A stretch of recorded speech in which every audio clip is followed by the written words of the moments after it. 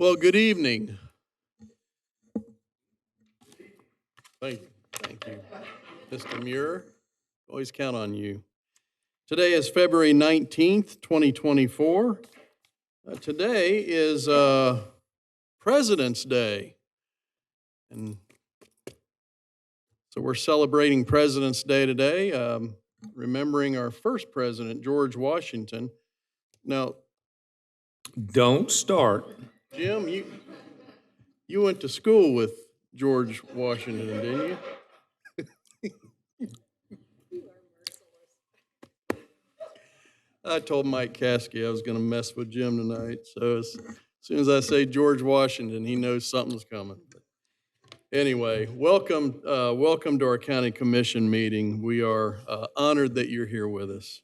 Today's February 19th, 2024. It's our 6 o'clock meeting, and we're going to begin our meeting like we always do. We're going to have a couple of things. We'll have our chaplain come forward, Chaplain Taylor. He's going to offer up for us what's called a solemnizing prayer. We always define this because a solemnizing prayer means it's not for you, it's for the commissioners.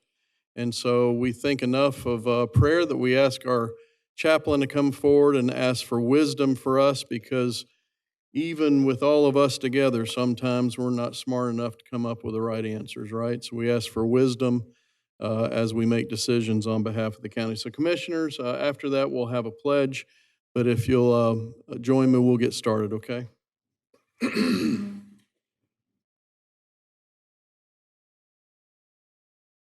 thank you for the privilege to pray. We come to you tonight, dear Lord, on behalf of our county commissioners. We thank for them and the work that they do for this county, dear Lord. I ask you to give them the wisdom they need tonight at this meeting, dear Lord. Thank you for the hours of preparation they put in before this meeting. I ask you to help them now in Jesus' name. Amen.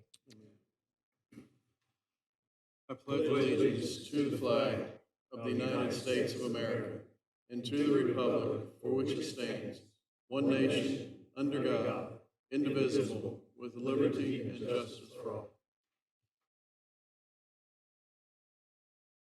Thank you, Chaplain Taylor. As always, we appreciate you.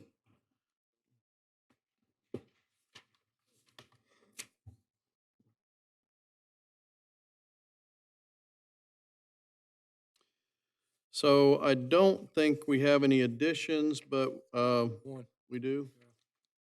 Red Rock. Yes. We've got the one addition, and we will add that. That's a consent item, isn't it? All right, so we'll add that as consent item Y. That's okay. All right, that'll be consent Y. And then the manager has asked that we delete our closed session. So we'll delete that. Any other additions or deletions? All right, hearing none, then do we have a motion to approve the new agenda? Motion to approve the amended agenda. Yes. All right, motion and a second. All in favor say aye. Aye. All right, and then let's see, then we have the consent agenda as amended. Motion to approve the consent agenda. All right, in a second. Second. All in favor say aye. Aye. All right, anyone for public comment? While we're doing that, I'd like to recognize and welcome some Rowan County leaders that are here with us. You know, in any kind of business, there's supervisors and directors and leaders at all levels, and we tend to hire people and expect that they're just good leaders and good supervisors.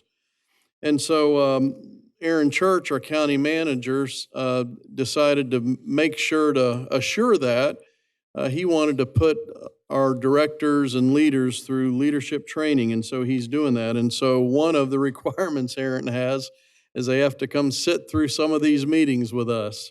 And so I'd like, if you'll stand when I call your name, we'd like to recognize you. Sherry Keel is here. Sherry, welcome. Brent Carlton. Keep standing, keep standing. All right. Michael Smith. Michael, welcome. Sarah Pack, our own Sarah Pack, and Rodney Newton.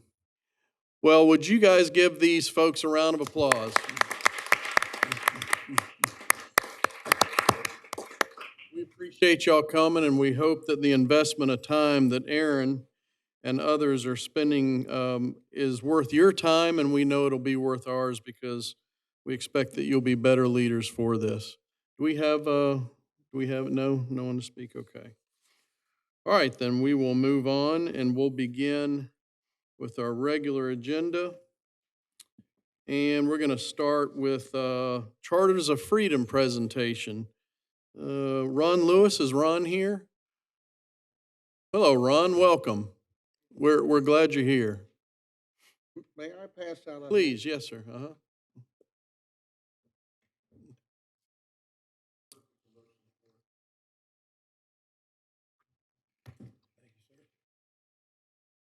Thank you.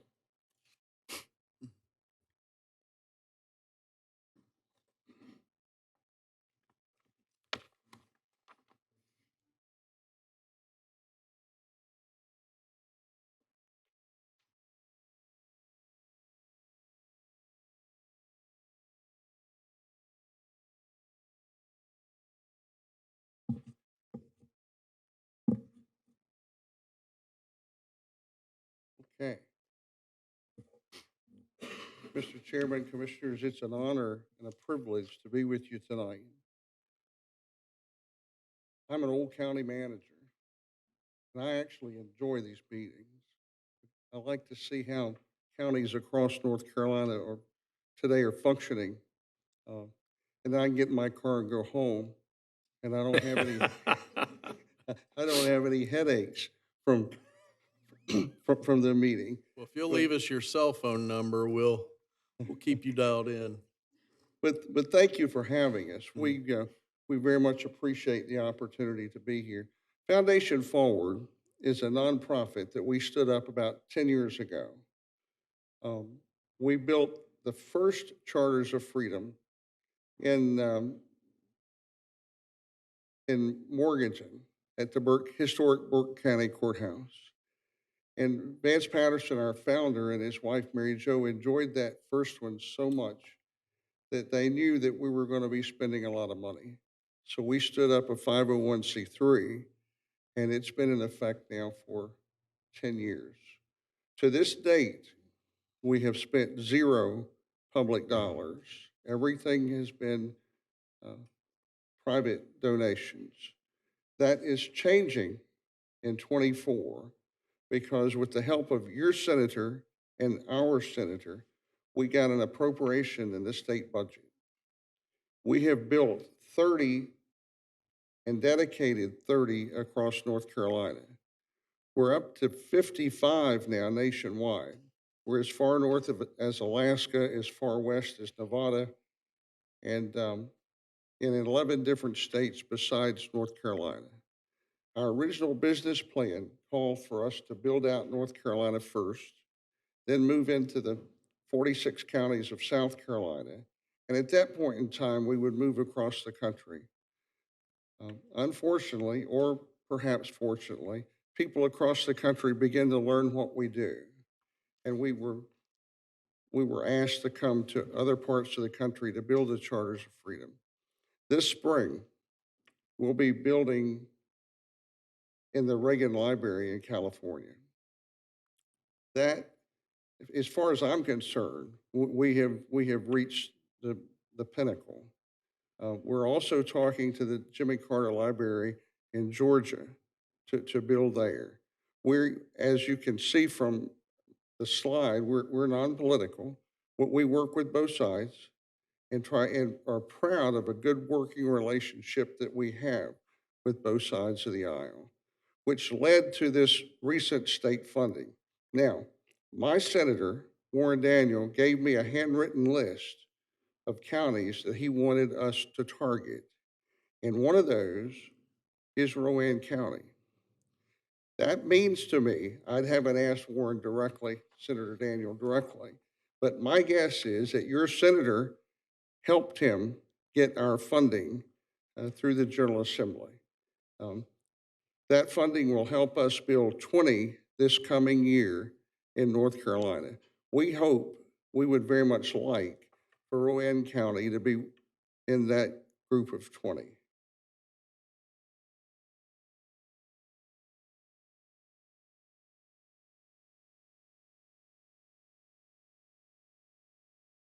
I'm not a technical person, but your guy helped me a great deal, and I thank him for that. I think he's in a back office somewhere, and he's really helping me operate this thing. How many of you have been to the Rotunda and seen the Charters of Freedom? That is why we do what we do, because a small percentage of our citizens have had the opportunity to go to the National Archives building and see the original Charters of Freedom. As a young lieutenant stationed at Quantico, I could go every weekend, and what a what a thrill it was to look at documents that our founders had penned, and you look at the names of Thomas Jefferson and Benjamin Franklin, and it just gives cold chills down your spine to see a document that's been written by our founding fathers. Now, the rotunda is no longer opened at the main entrance to the public. To get to the rotunda now, you have to go in a side door and enter through a number of hallways to get there. They open the rotunda 2 times a year. One is on the 4th of July, and the other is when they have their annual evening event and open up the National Archives to everyone. Excuse me. Those are the only 2 days of the year that the rotunda is open. What we would like to do in Rowan County would build replicas of what you would see in Washington at the National Archives building. We like for it to be centrally located, open to the community 24/7 with high visibility and if possible walk traffic. Now, there was a time when I could say to a board of commissioners, tell us where you want to put it and we'll build it there. But we no longer function that way anymore since there's tax dollars involved and other things. We would like for you to give us a recommendation of 3 or 4 sites, and we would come visit those and tell you which one we think is the most appropriate to build the Charters of Freedom. I came by your beautiful former mall today on my way into Salisbury, and I saw the work that's going on over there. That has been suggested as a possible site. I think it would lend itself quite well and would be most appropriate. Um, Before I can say for sure, I'd like to bring our construction team here and look at it very closely. But that appears to be a very good site.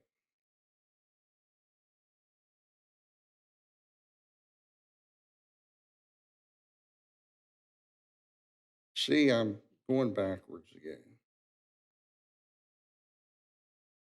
What we would build is what you see in this photograph. They're in order of passage. The first one on the left is the Declaration of Independence. The 4 pages of the Constitution are in the middle.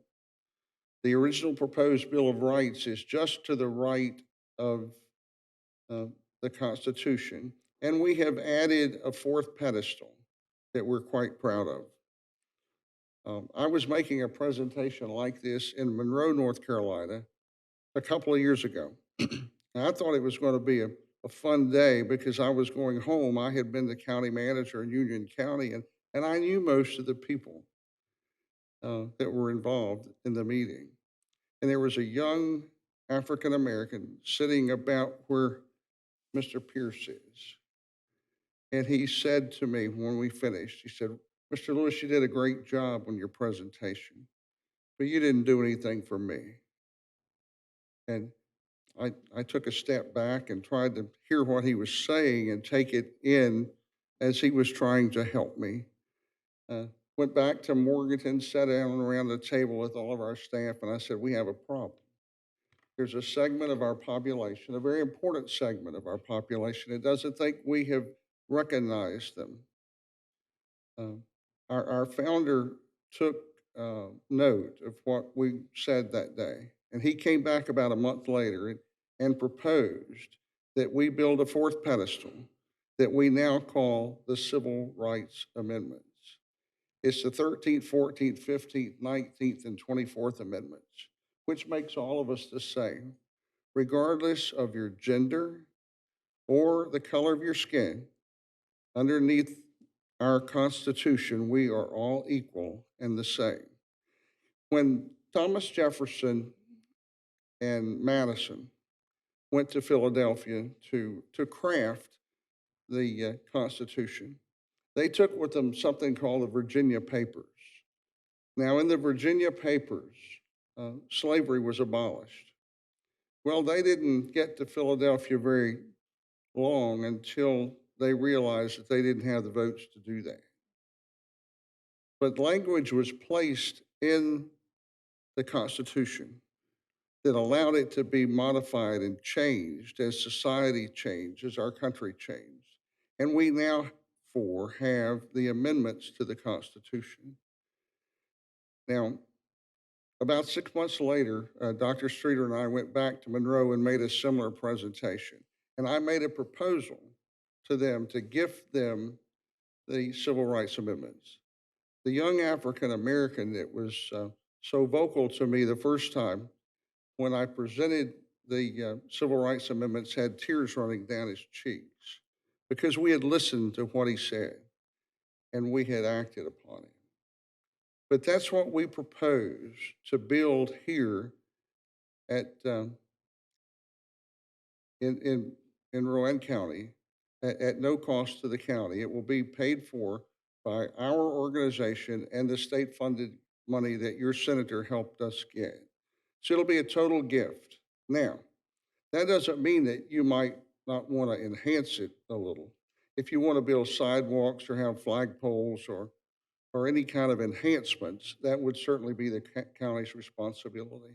Mr. Chairman, when we identify the site to place the Charters of Freedom, we will craft something that we call a letter of intent. Now, in your language and in Aaron's language, that's a memorandum of understanding. At the School of Government in Chapel Hill, we've learned over the years that that we call that document a memorandum of understanding. In the business community, it's a letter of intent.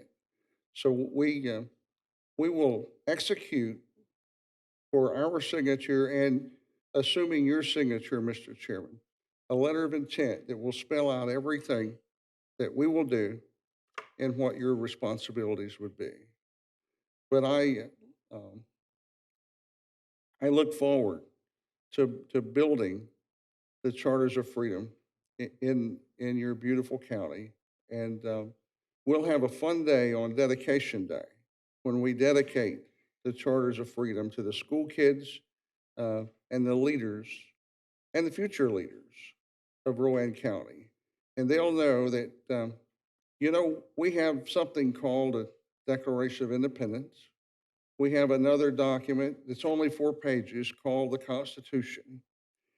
And that's our documents. That's for all Americans. We hope to, that it's used a lot. I'm a veteran. Other veterans in here, I'm sure. For the first 10 years, we lived off of veteran contributions pretty much because each veteran took an oath to protect and defend that Constitution. And they take that very seriously. But now there's a new day, and we're so proud that the state legislature has recognized what we do, and that and they're stepped up to the plate to fund 20 this year. If they do that for 2 more years in a row, I can retire, because at that time we will have built the Charters of Freedom in all 100 counties in North Carolina. And that when that occurs, then I at that point, I've already told our founder at that time, Ron goes home. because I have accomplished my personal goal, which is to build the charters of freedom in all 100 counties in North Carolina. Do you have any questions, Mr. Chairman? Questions?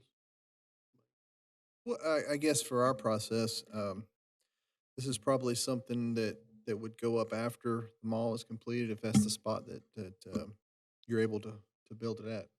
So we'd have that completed first, and then this would come later. Right now, as we speak, our plate is full. I have 20 on the list to build. So that's not a bad thing, that you're still working on them all. And when one thing that I've learned with contractors is they don't want me there, okay? They still own that building that they're constructing, and they don't want us there.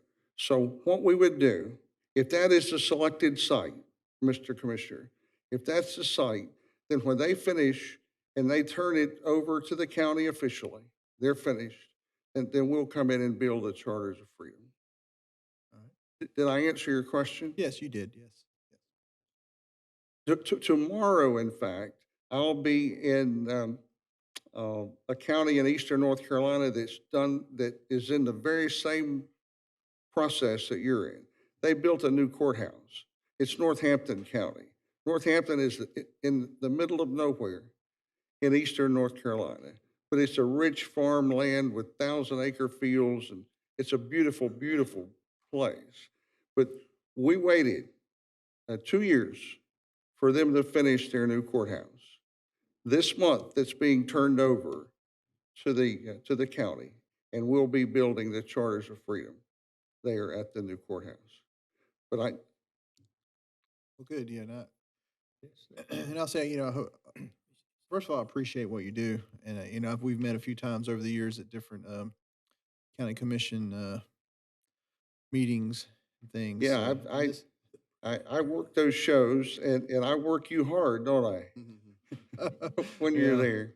And I know that everyone's talked about doing this before, but and we probably would have done it in the past, but I don't know that.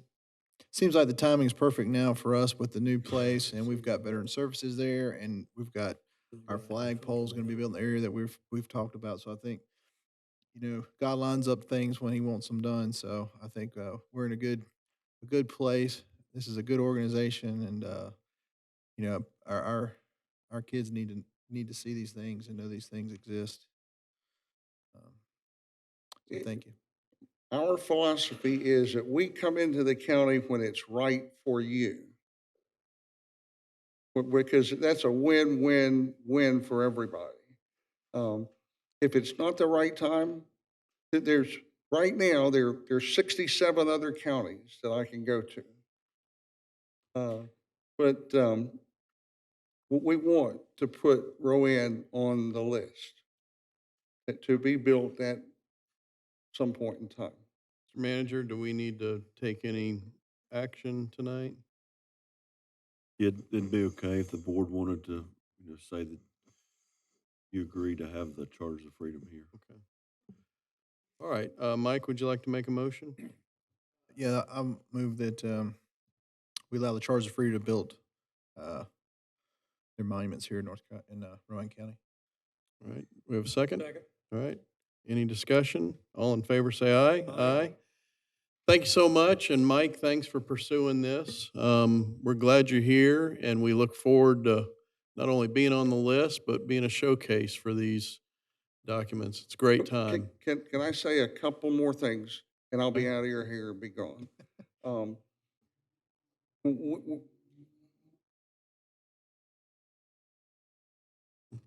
Your senator needs to be thanked properly. And if Commissioner, if you could help me with that, I would very much like to thank him. It's incumbent upon us to spend this appropriation smartly so that they'll follow it up with similar appropriations. So I want to thank you too for taking the lead in this. And when the timing is right, we'll build. Now, what I'd like to do in the interim time would be to bring my construction manager here to look at your site. Could we arrange for that? Yep, Okay. sure thing, yeah. And if everybody feels good about it at that time, I'll issue the letter of intent. And we'll put it on the calendar for when it's comfortable for you. Fair enough? All right, thank you so much. Thank you. Yeah. I apologize for taking so much of your time, but remember, I'm an old county manager and I like this stuff. Okay. Travels. All right, next item, all right, we're good. Next item, Scott. Scott is the Vice President of our EDC. We're gonna talk about, Project Aviation. Welcome, Scott. Thank you, Mr. Chairman. Thank you, Commissioners, for hearing this request from Project Aviation. I know the board has been somewhat briefed on this project already, but for the sake of the public, I thought I'd go over some of the key points of the project. Of course, it's a creative project name, as you can tell. It's an aviation company. They are an established company and a provider of aviation-related services like charter flights, pilot training, and they're looking at a location or a potential location in the Charlotte region for its newest expansion. And one of those potential locations, of course, is the Mid-Carolina Regional Airport. If our community is chosen, they would lease hangar space at the airport and create 9 full-time jobs over the next 3 years. There would also be a yet-to-be-determined amount of contract employees at the site as well. They would also invest at least $15 million in business personal property. That'd be mostly airplanes, though we feel it'll be more than $15 million, and they expect to begin operations in 2025. And as part of the project, the company, as I mentioned, would lease hangar space from the county. It's our understanding they would lease about 15,000 square feet of hangar space and I think 6,500 square feet of office space at the airport. I know the county's been in discussions with the company and has proposed the following basic terms of a lease for this space. An initial 10-year term with options for 2 separate 5-year extensions, which would be exercisable by the company. And of course, the rate would vary or would increase over the 10-year length of the contract. It would be $15,250 from years 1 through 3. During years 4 through 6, it would be $17,000, and years 7 through 10, it would be $18,750 per month. There would also be a clause in there that the rate could be increased by the Consumer Price Index for the previous period up to 5%. And that's each time the rate would increase. And also, too, I know we have a new revised incentive policy, but as you saw in the memo, we're asking the board to consider this incentive request outside of the established policy because negotiations were going on before the changes were made last April. So this would be in a way for the company to offset its hangar lease cost. It would do so or be given offsets through 2 different grants. One would be a tax incentive grant, and that percentage would change per year and based on the investment amount. Year 1, they would have to invest $5.5 million, and it'd be a 90% tax grant. Year 2, the minimum would be $10,500,000 with an 85% tax grant on personal property. And in year 3, a $15 million investment with 80% of the taxes paid back as a grant. And then for the final years of the project, the percentage of the grant would depend on the investment amount. As you can see, 80% for 0 through 15, all the way down to 60% if they invested over $50 million. And there, I mentioned a jobs grant earlier. That would just be for the first 3 years of the project. I mentioned there was 9 full-time jobs it would create. They would get a $3,500 per job tax grant for 7 jobs the first year, and then $2,750 for 9 jobs in year 2 and year 3. Again, that would be to help them offset the cost of the hangar space lease. Now, the numbers I provided for you, with those, we had to make certain assumptions. There's the investment I mentioned a few minutes ago, $5.5 million, then up to $10.5, then up to $15. But while we were talking about this project, we got into the whole discussion about depreciation. Typically when we provide estimates for the board. We take the state's depreciation schedule, which the value of personal property decreases by a certain percentage each year until its lifespan is gone. But we found out in a discussion with the tax assessor that aircraft is, its depreciation is not determined by a set schedule. It's basically, its market value at that time. So because of that, we couldn't factor in depreciation into these estimates. It's just, the value is the value for now. It's obviously going to go down, but we just can't give you a good estimate of that. And with those numbers, again, at 15 million, we had $789,000 collected. And then with the tax grant, the 637,000, that leave the county with a net revenue of $151,000 during that time. If you switch gears over to the lease, the hangar lease, over 10 years, the county would collect about $2,061,000. With that jobs grant I mentioned, that total grant would be $74,000. So that would leave the county with a net lease revenue of close to $2 million, $1.98 million over that time. And then, of course, there's other revenue that would benefit the county. There's fuel sales. And there's also the sales tax revenue by both the company's employees, but also these students would be there for the day or eating, dining, shopping, whatever in Rowan County. So again, additional benefit for that. So what we're asking the board to consider tonight after the public hearing is to approve the tax incentive grant and the jobs grant for Project Aviation under the terms stated in the attached incentive agreement that was in your packet.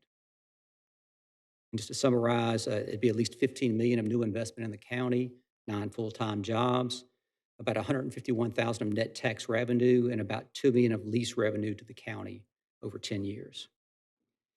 And so again, those are the basics of the project. Happy to answer any questions.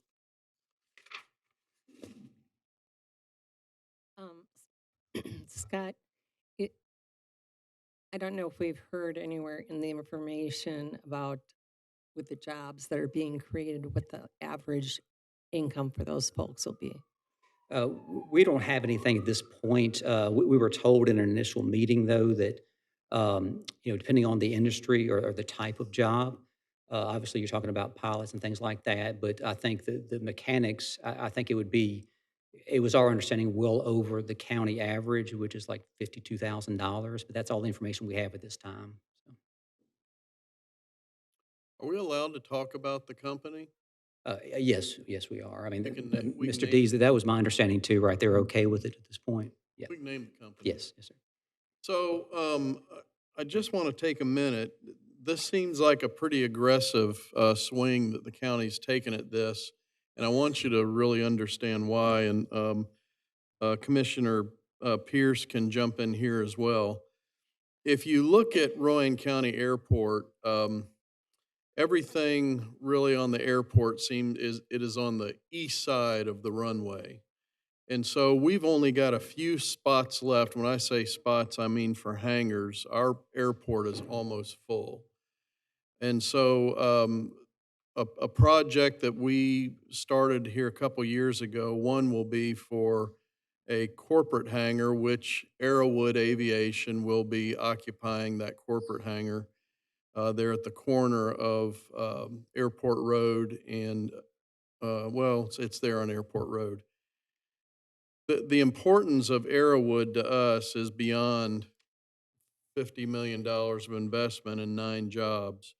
It is part of a strategy that the county is putting together to really fill up the east side of the airport. Along with this hangar, we're also building, is it 2 or 3, Craig? Yeah. 3 box hangars, which will fill up that space, no more space. And then Senator Ford was able to get us some money in last year's budget to build a public safety hangar. In that public safety hangar are a couple of helicopters. One is for Novant, one is for the Highway Patrol.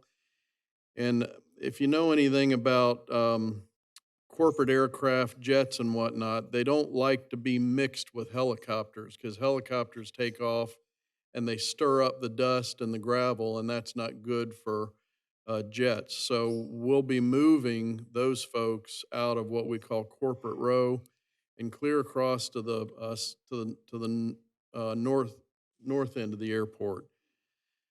So the value of this service to us, this charter service to us, is it's part of the puzzle of filling up the east side of Mid-Carolina Regional Airport. The value of that to us is then we can go to North Carolina Department of Transportation, Airport Division, and the FAA, because we have lots of room on the west side. So we can begin to talk about then state and federal funding for a new terminal, for new corporate hangars on that side. And so this is all part of really a longer-term strategy to modernize the airport with modern terminals, with modern hangars, and to really help develop this as best we can. And we can't do that. We can't convince FAA and DOT that they need to invest in us until they see that we have invested in ourselves and that we're full up. So that's the value. One great thing about this company, they're a well-established company. They do aircraft sales. They'll have a flight school. They'll have, let's see, facilities, repair facilities, maintenance facilities. But they were recently named, can we talk about this? Recently named as the official charter service of the Charlotte Hornets. And so we'll have a part to play in that. And so that's a great thing for Rowan County and continues to put that airport on the map. Commissioner Pierce, anything to add? Yeah, I'd just like to recognize Senator Ford for not only getting the $5 million for the public hangar, but $8.14 million to start doing the taxiways that we're going to have to get to the other side of the runways. We'll start doing the surveying and the soil testing and those kind of things now. And if I know Senator Ford, like I think I do, he'll have the rest of the money when we're ready for it. So this is an exciting time for Mid-Carolina Regional. It's only going to grow because, like it or not, Charlotte's coming at us at 100 miles an hour, and nobody wants to fly to Charlotte anymore. They want to fly to the smaller airports. So I'm really excited about this, and I think this is going to be a major coup for the county as time moves forward. Good. All right. Scott, anything else from you? All right, so we need, we need to do a public hearing? Yep. All right. So I'm going to open the floor for a public hearing. If there's anyone here that would like to talk on this project, I'd love to hear from you. Now would be a good time for that. All right, seeing none, we'll close the public hearing. And then we have two motions that we need to approve. I'll offer up the first motion to approve a tax incentive grant to Project Aviation for the terms stated in the attached draft incentive agreement. Is there a Second. All right, any discussion? All in favor say aye. Aye.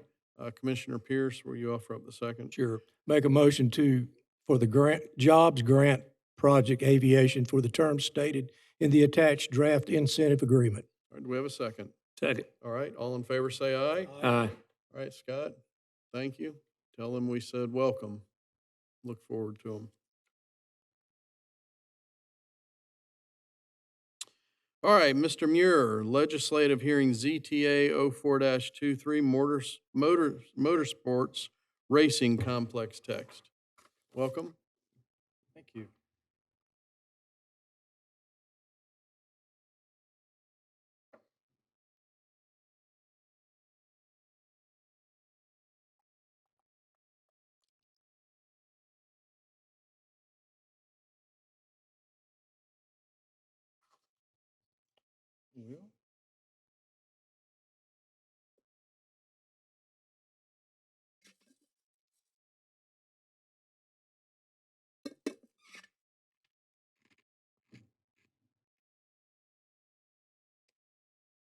Maybe if, okay.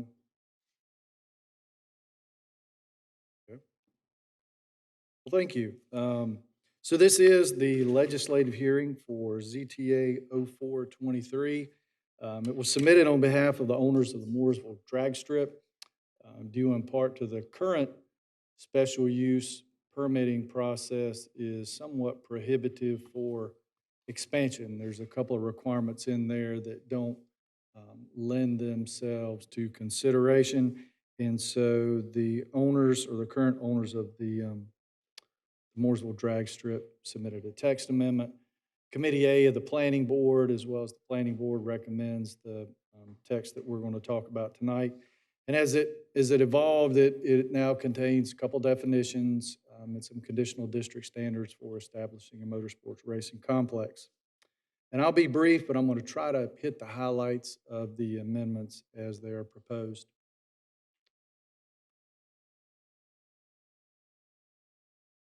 So we have 5 new definitions in section 21.4 of the zoning ordinance.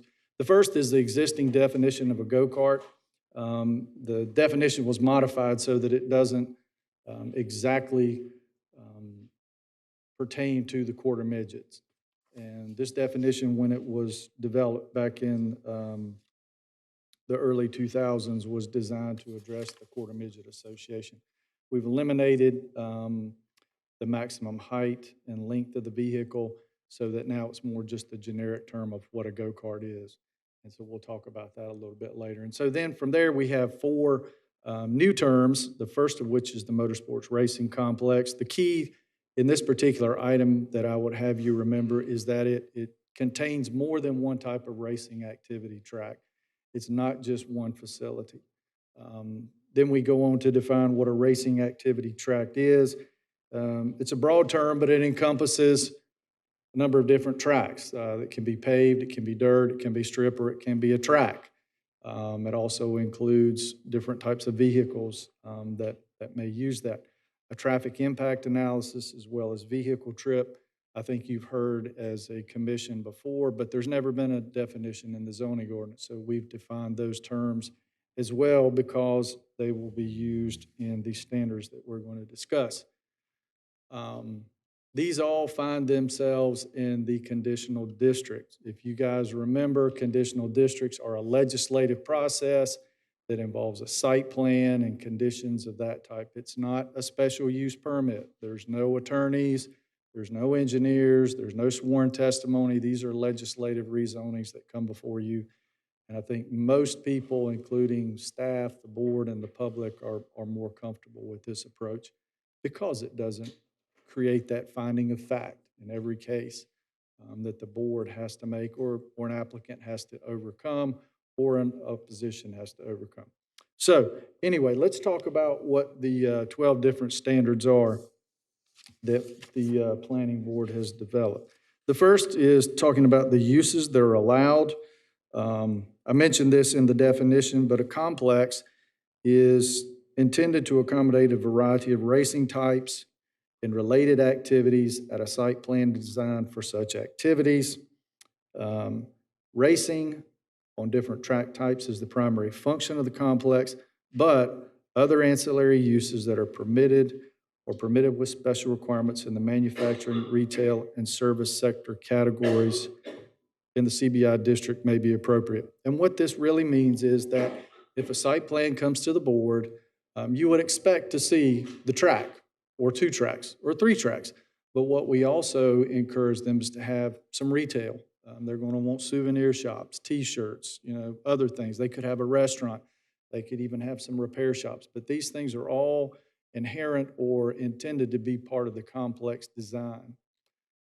Lot sizes are based on 2 of the racing activity track types.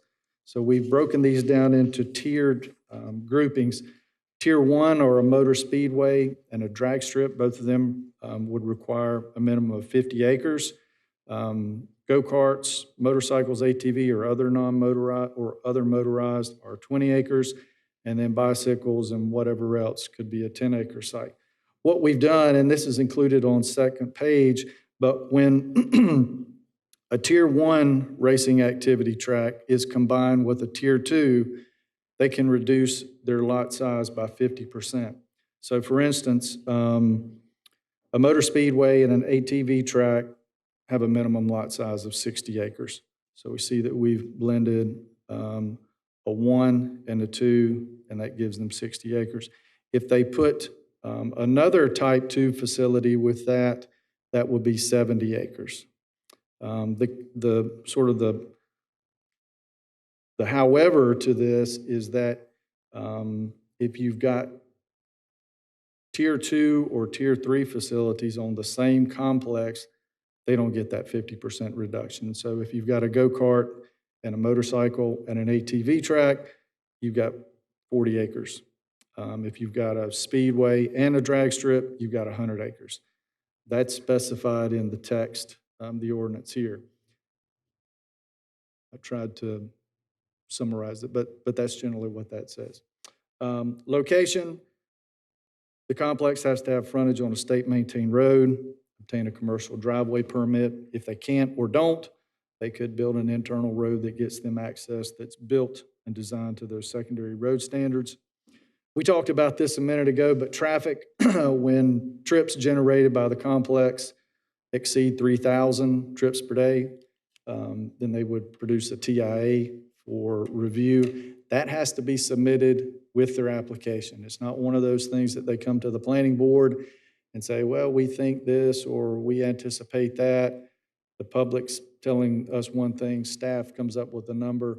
In this case, this is something that's, they've got to provide up front.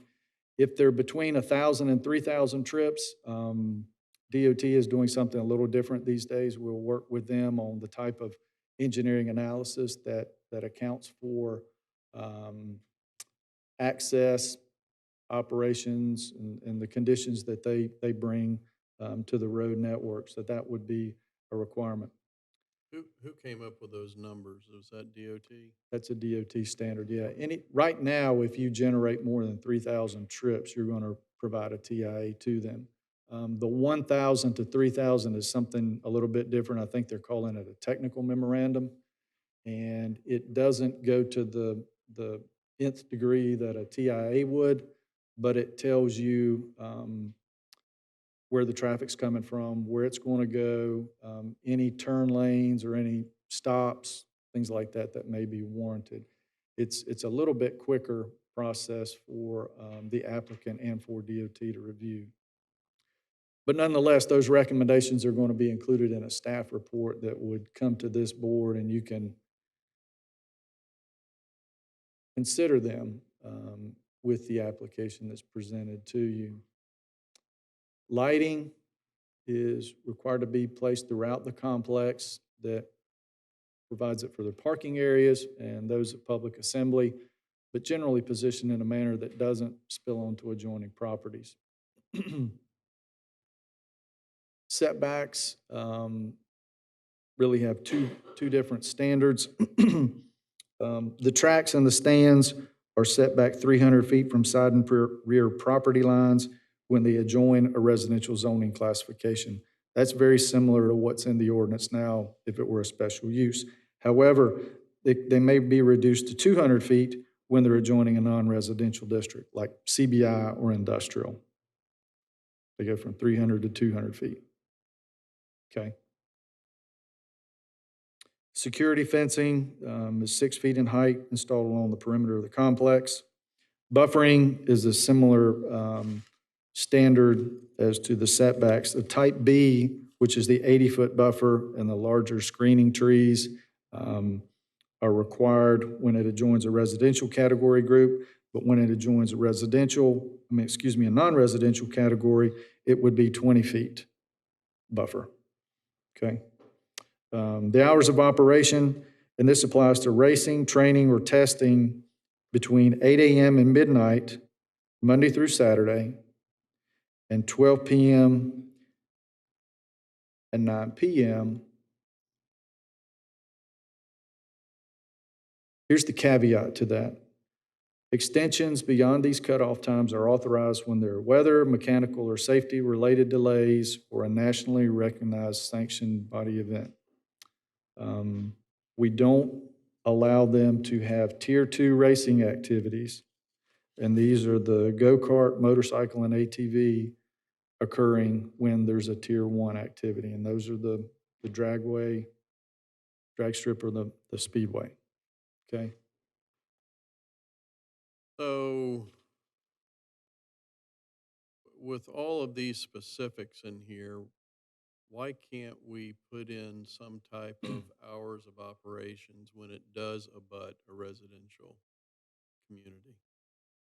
Well, I'm sure we can, can't we? Sure, if you want to.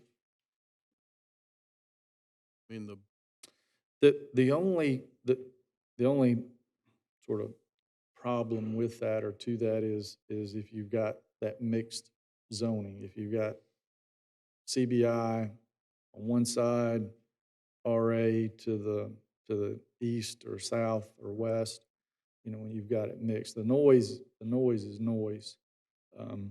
One of the things that may address your question, because it's hours of operation, but I think it's more related to noise, right? Right. So let's hit 10 and 11 and then tell me what you think. 10, all vehicles with an internal combustion engine that race, train, or test on the Tier 1 and Tier 2 tracks must be equipped with mufflers to mitigate engine noise. The exception to that, and again, this amendment was, or at least the text amendment process was generated by the Mooresville Motorsports folks. But if you have a Tier 1 or Tier 2 facility that have lawfully operated prior to this amendment and obtained conditional district designation as a motorsports racing complex, may continue to host events that existing racing track without the use of mufflers. So it would not apply to their existing operation or another similar that may try to expand under here. The next item addresses noise standards. The applicant shall provide a report or a study prepared by a qualified acoustical engineer or firm specializing in sound measurement with a conditional district application that shows how they will comply with the noise standards. So the standards for muffled race vehicles may apply to a facility or not, but nonetheless, the noise or the decibel levels still apply. So they're going to have to model or show us how their facility is still going to meet our noise standards. they don't have to be muffled, but they'll still have to meet the, And that was a conversation that the committee had two different times. The meetings we had, they said, you know, if we're going to make them meet the noise standards, why do we care if they're muffled or not? And at the end of the day, they said, well, let's let's go ahead and put it in there for safe measure, I think was it. But yeah, so there's still going to be that particular requirement that we want to see that the facility complies with our noise standards. So we kind of jump back to hours of operations. I don't mean to cut you off or put words in your mouth, but could that potentially address what your question is? and we're talking about this specific track, but we know it could boil over, right, into other facilities. Yeah, well, I mean, we talked about growth in the county, and things come in this way. I think it does provide the opportunity possibly for this facility to expand and maybe another one to locate here or something else. So some of this in here, for example, the muffled race vehicle says if they were doing this prior to this amendment, then they don't have to be muffled. But are these other standards that we're creating, are we making that existing facility comply with these new standards? Yes, sir. So some things we're saying we're gonna grandfather. I mean, and I get the argument of the yeah. mufflers, right? Yeah. But the fact remains, some things we're gonna say we're gonna grandfather, other things we're gonna say you have to comply with as of the date of this amendment. Is that right? That's correct, yes.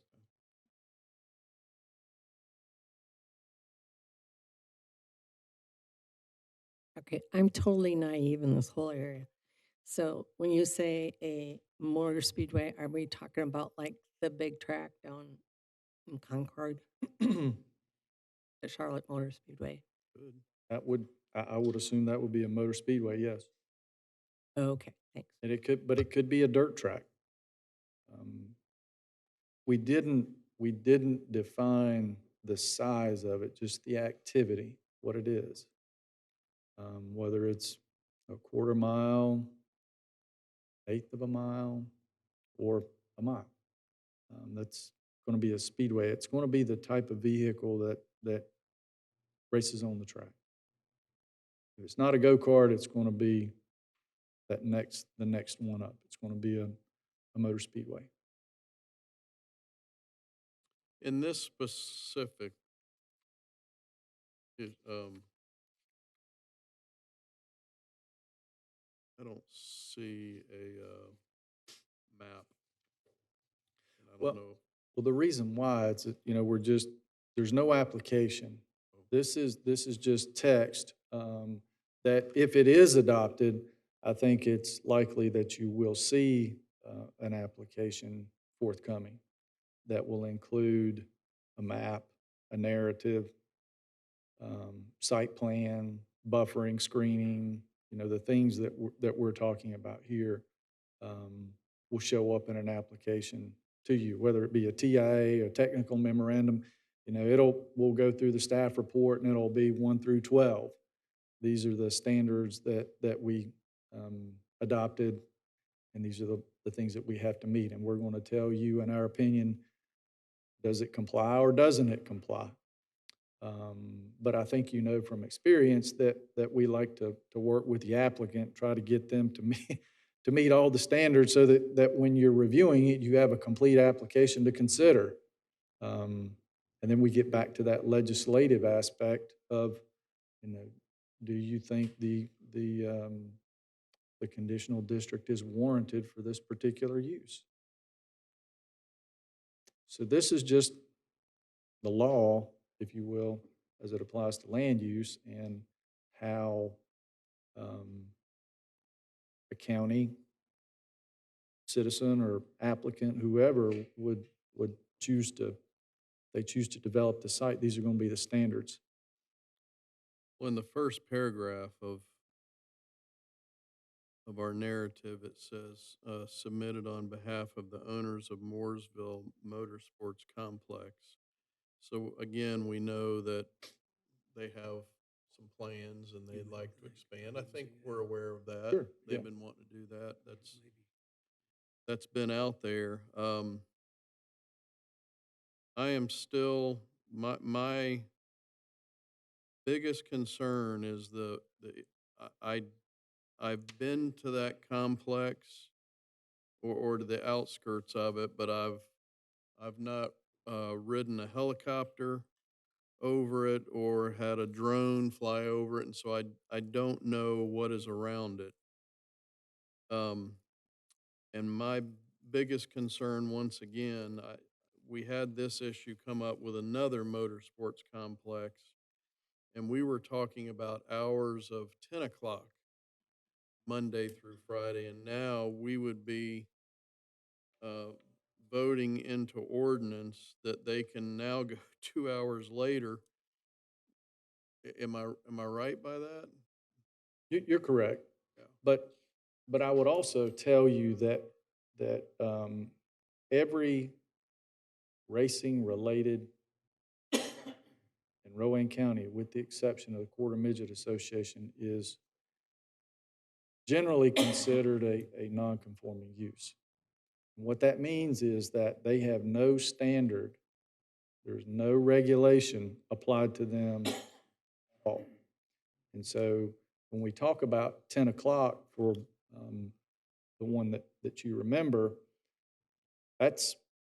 we have no way to enforce that.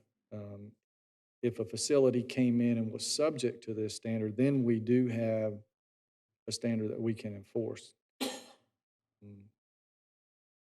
In your wisdom, you could change that time frame if you wanted to. I know that the Mooresville drag strip folks are here tonight, and they can probably address that a whole lot better than I can. But I think the one thing I would have you remember is that right now we don't have there's no hours of operation for any track that we have. they could operate 24 hours a day if they wanted to. This was a standard that jumped back and forth a couple times at the committee level. I don't think there was a whole lot of discussion at the planning board level. The big concession, if we could call it that, or change is this in line 1 and 2. Extensions beyond the cutoff times are authorized when there are weather, mechanical, or safety-related delays, or they've got a big event that's nationally recognized. The situation there is, as staff, we're not, it's going to be hard for us to police that. We're going to have to rely upon them. That'll be sort of their. Yeah. All right, so I want to try to verbalize this again, because I know we have folks here that are interested not in the Mooresville Motorsports Complex, but complexes we currently have. I know of at least 2, right? So one would be out on the west. Well, I would challenge that terminology. I wouldn't say complex. I'd say maybe facility, but track. A complex is more than one. Okay. That's what we're trying to capture here. It's a variety of things going on. We got Potneck Road, would that be Hotneck one? Road. And then we've got Mooresville Road. Well, the Potneck, I think, is called the Woodleaf Speedway, and then the one on Mooresville Road is called Millbridge. And then there's the Mooresville Drag Strip, and then there's the Quarter Midget Association, the ones that we're aware of. So when we underwent county zoning, those were non-conforming, but we didn't really kick anything out. As Right. we just said, as long as you're doing this, I know there's a history with some of these. But as of today, I think you made the statement, they can race 24 hours a day, 7 days a week. Nothing we can do about it. All right. But a new track that, let's say we attract a new track. Let's say it's a NASCAR track, or it's a tier 1, tier 2 track. If someone can buy 50 acres and they can do it right in between 2 subdivisions, then they can race, according to this, until midnight. Well, that would be up to the discretion of this board. They've got to be zone CBI. So if they're between subdivision, I doubt there's going to be, I doubt they're going to be zone commercial, but let's say they are, they would still come in and be considered under the conditional district process. This is not a by right. This just gives them the opportunity to show that their application can meet these standards, and then have it reviewed by the planning board, and then it would come to this board for final decision. If there was only one track that was proposed, and that's all they wanted to do, they would go back to the special use permit process here. And it would have to be either in the CBI or the industrial district. Okay? So that still exists. That's the findings of fact, sworn testimony, and those kind of things that come before the board. But what's being proposed tonight is the racing complex idea that happens through a legislative process. And none of these happen. Shane or I or Aaron don't just sign off on them there. They run the process through the planning board and here. The last thing is just the idea of how parking is required, and this is a standard that's based loosely, well, not loosely, but specifically based on the building code. Is how they calculate a seat based on grandstands. And so you see that here, it's 1 space per 4 seats, and that building code reference is included here as well.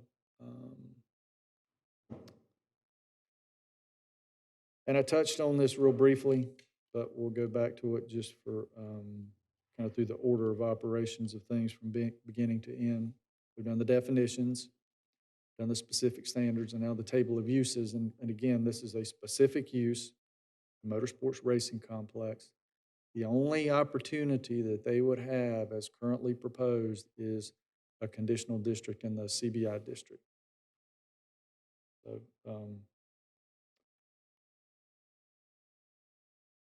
I'm not going to talk about the planning board recommendation. You got a lot of good questions. So I really think I'll probably be coming back up here again to talk about scenarios or other questions. I don't want to call her out, but Cindy Reed is here, so I'm going to do it anyway. She's the attorney that has been working with the Mooresville Motorsports folks. I think she probably wants to tell you a couple of things, so I'm going to let her come up. You do need to have a hearing, open the hearing, and go through that. I didn't include that, but that's kind of the process we're in. So, all right, Yeah, thanks. welcome.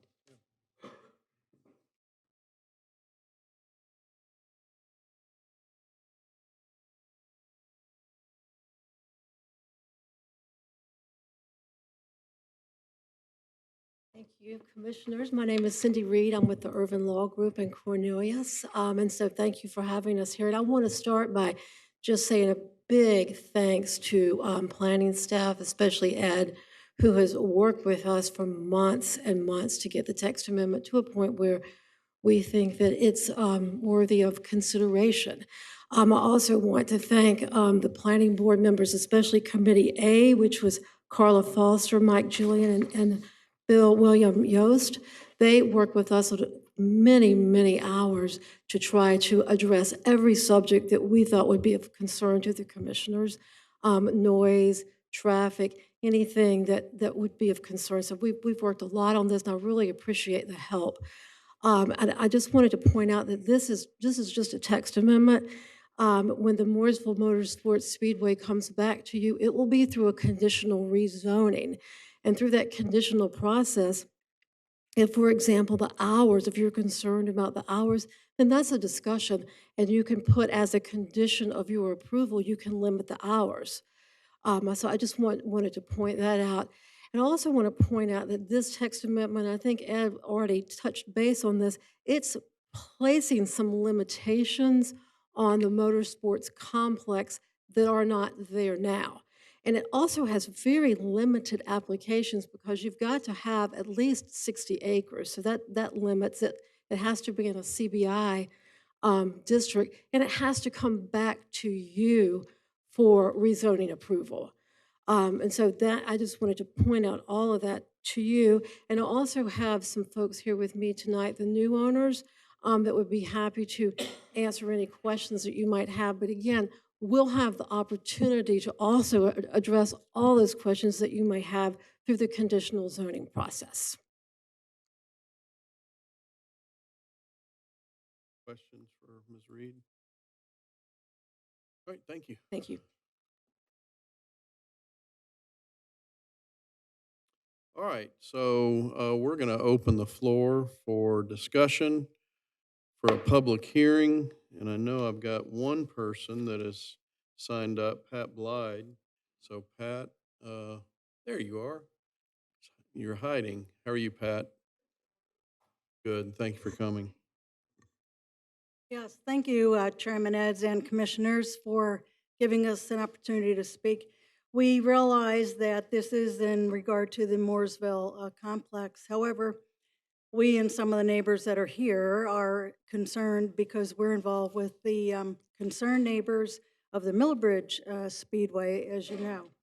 And our concerns are in any expansion that's approved and the recommendations that we've seen tonight, that racing is racing. So if this is approved for one complex, then it's very hard to not set a precedent for racing in any venue. And it's particularly the points about the hours, the lighting, the parking, the noise. And the noise, I noticed when your first speaker was up here, he paused because it was a loud car going by, one car. Now, if you can understand what a residential property hears, um, and imagine that going on till midnight. We already had this discussion when it was happening regarding the Millbridge Speedway, and they were encroaching on residential properties in every direction. So that was a concern. Two things that I really wanted to speak on were arguments that we hear against our group, and that is that we're opposed to racing. We're not opposed to racing.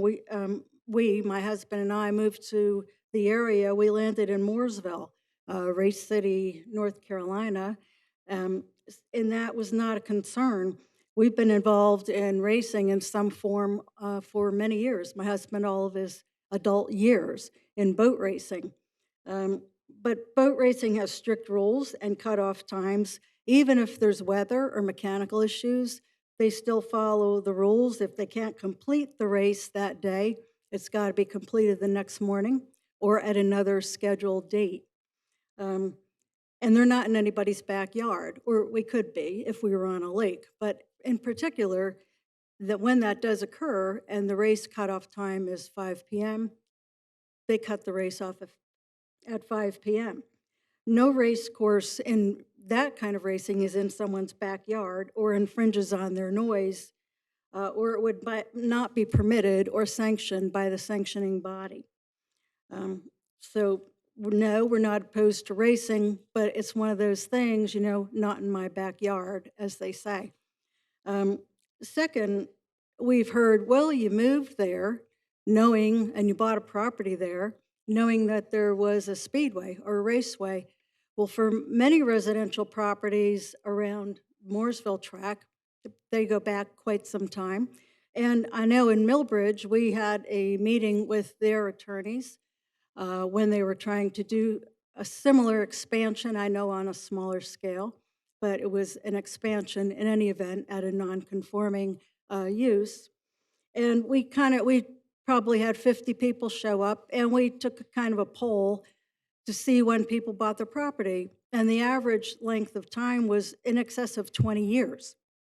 Okay, so we did not buy a property after there was an existing racetrack. It's like are we that stupid? We'd buy a property on near an airport and then complain that planes make too much noise. We're not doing that. We have existing properties. Ours we bought back in 2001. At that time, the Millbridge Speedway, for example, said it was a go-kart track, and it was an empty lot with a sign that said Millbridge Go-Kart Track. So if we see that the noise is an issue and the lighting and the PA system, et cetera, now, and we've been able to really work with that speedway recently, and we had kind of got the hours under control, we're concerned that if this is a precedent that's set for one complex, then we will see it spill over and just kind of open the door and make it easier when a smaller track comes to you and asks for permission to do the same thing. You won't have a leg to stand on, so to speak, if you've already approved it for other tracks in the same county. I know that when you buy an existing business without checking the ordinances and you kind of assume that you'll be able to do some expansion, that's difficult, but at the same time, neighbors are involved and have an equal right to the respect of their noise and privacy on their own property, as do business owners. So with that, I thank you for your time, and I'm going to turn it over to a couple of other neighbors who'd like to speak. Thank you.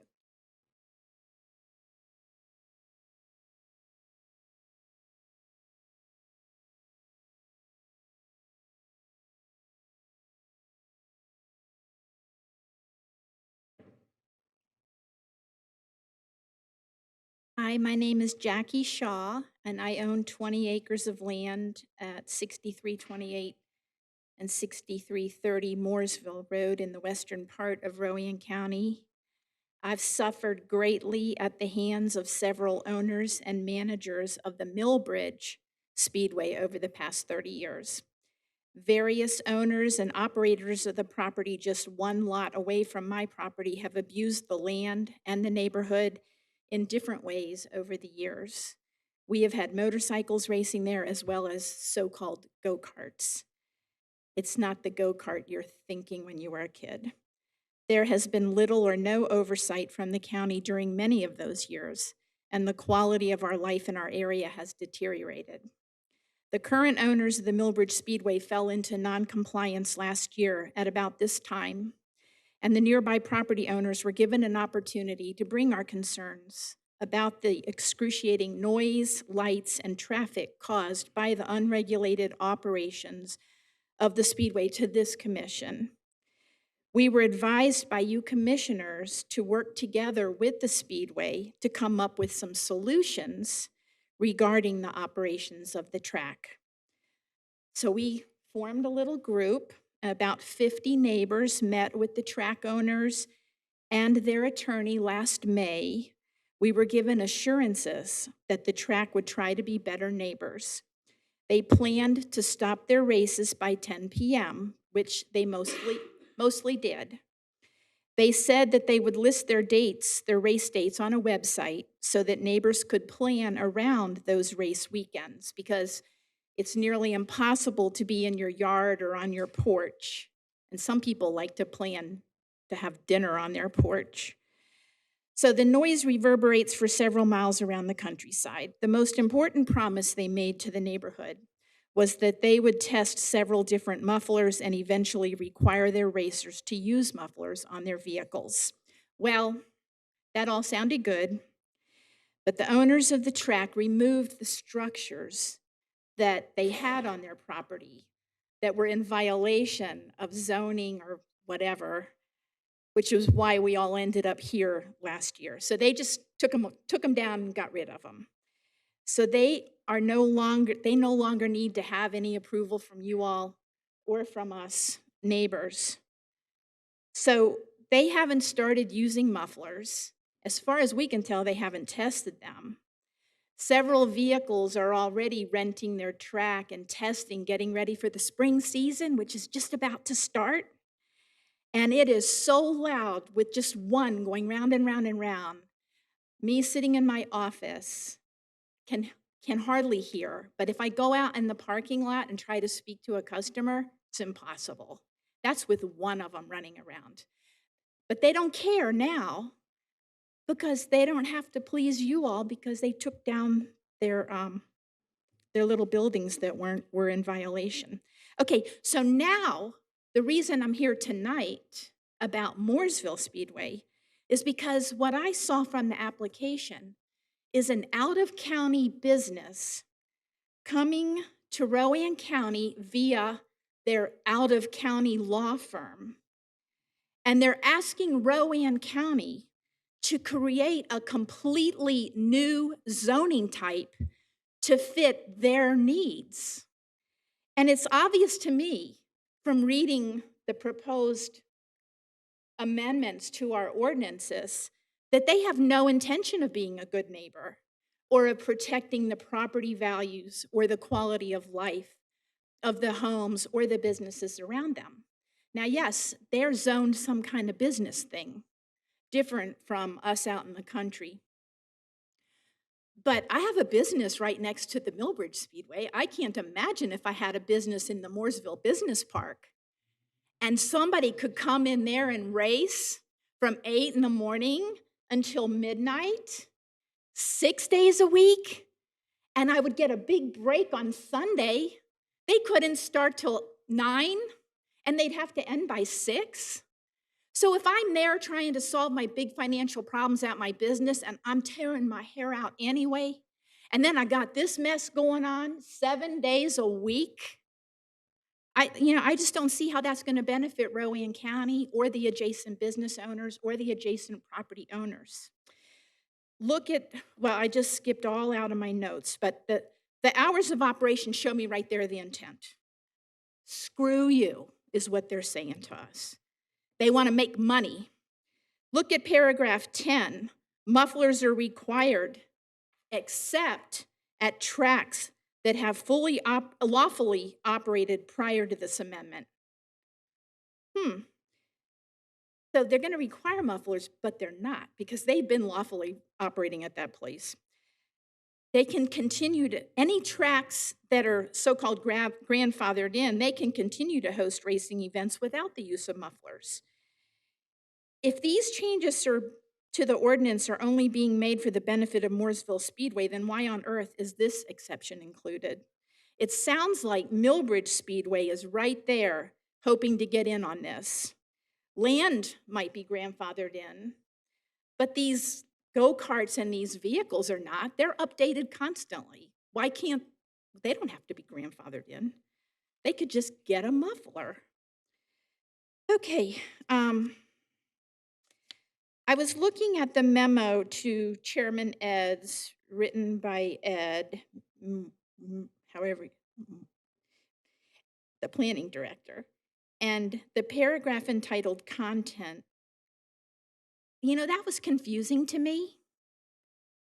To me, that looks like a potential loophole for these tracks that are non-conforming and that are operating in our county right now. I can just envision that a loophole would allow Millbridge Speedway to fall into this new zoning type, and they could incorporate a second type of racing on their property. I'm not sure. It's unclear to me as a citizen exactly what that means, but I can tell you that the owners of Millbridge Speedway have already purchased property adjacent to them, and they started using it against all the zoning ordinances, and they got called down for it. They tore all the trees down, and they had a big mud, dirt parking lot, and it looked to me as if they had already graded maybe a second track. I don't know, maybe for kids to race little go-karts on, or maybe even a bicycle, like tier 3 racing. I don't exactly know what those plans were. They got kind of shut down for the moment, but I personally believe that they're just biding their time and waiting, and they're going to take advantage. What if a second owner came in? The way these ordinances are written, it looks like, well, if somebody else that already owns a racetrack comes and makes another racetrack, and to me, it's very confusing and it's unclear. So the last time we were here, we brought images that we took with the drone, and we showed you all how that property had been cleared. We happen to know that there's about a 50-acre tract that's probably going to be coming up for sale. And we believe that Millbridge has hopes of expanding. And if they already have, 10 or 12 acres themselves, then they bought 10 more that they're not supposed to use for racing. And now they may get the opportunity to get 50 more. And who in their right mind would buy any land right next to that place? So they'll probably get a pretty good deal on it. Okay, so I think that Millbridge Speedway will do whatever is necessary to be able to operate without regard to the harm financially and physically that they will cause to our area. I'm asking the commissioners tonight, please do not give carte blanche approval to this request for major changes in our zoning ordinances. This stuff is major, and we need to understand it. I don't even think the language is completely clear. Unlimited hours of operation, which is what it is. I mean, if you can't finish a race by midnight, what are you going to go till 3 a.m.? Are you going to start at 6 in the morning? I don't know. Grandfathered in go-karts without mufflers, a whole new zoning type that we've never had here before, tricky language regarding rezoning in the event another type of racing is introduced at the existing property. Now, you all have been very helpful to us, and we appreciate it. You directed Millbridge Speedway to meet with us and try to come to some compromises and solutions, and we did. And we're thankful to that. But what about a board of commissioners years from now? What if they don't care, about us? Then we're in trouble. I say, why not make it more clear in writing now exactly what the intentions are? And if these changes are only for the Mooresville drag strip place, then let's make it really clear that it's only for them. I don't know. I'm not a lawyer. I don't know what to do about this thing. So I'm coming to you all for help. Please don't let this be ambiguous.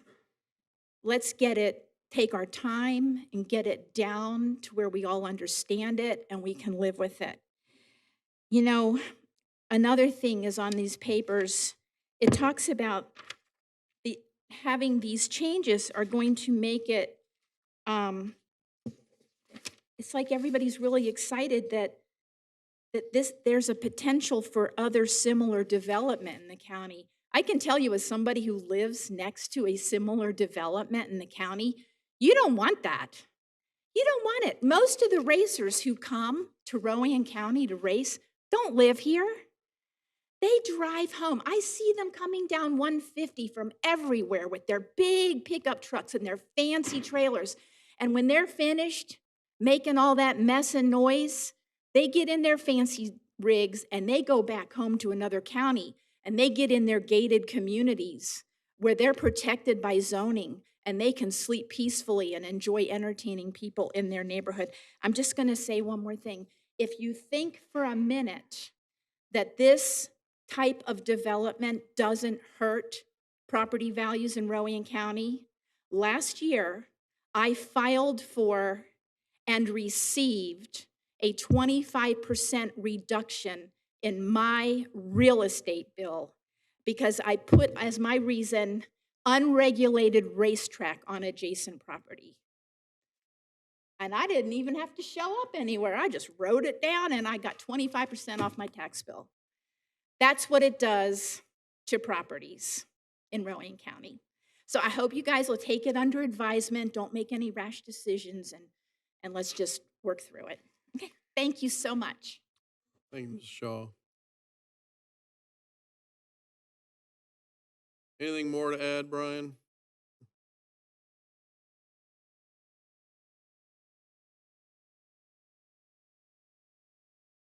All right, so that pretty much encompassed everything that I was pretty much going to say. Yes, my name is Brian Shaw. I reside at 6328 Mooresville Road here in Salisbury. And again, I want to thank you for the opportunity to address the Board of Commissioners this evening. I appreciate your willingness to serve and respect your elected positions.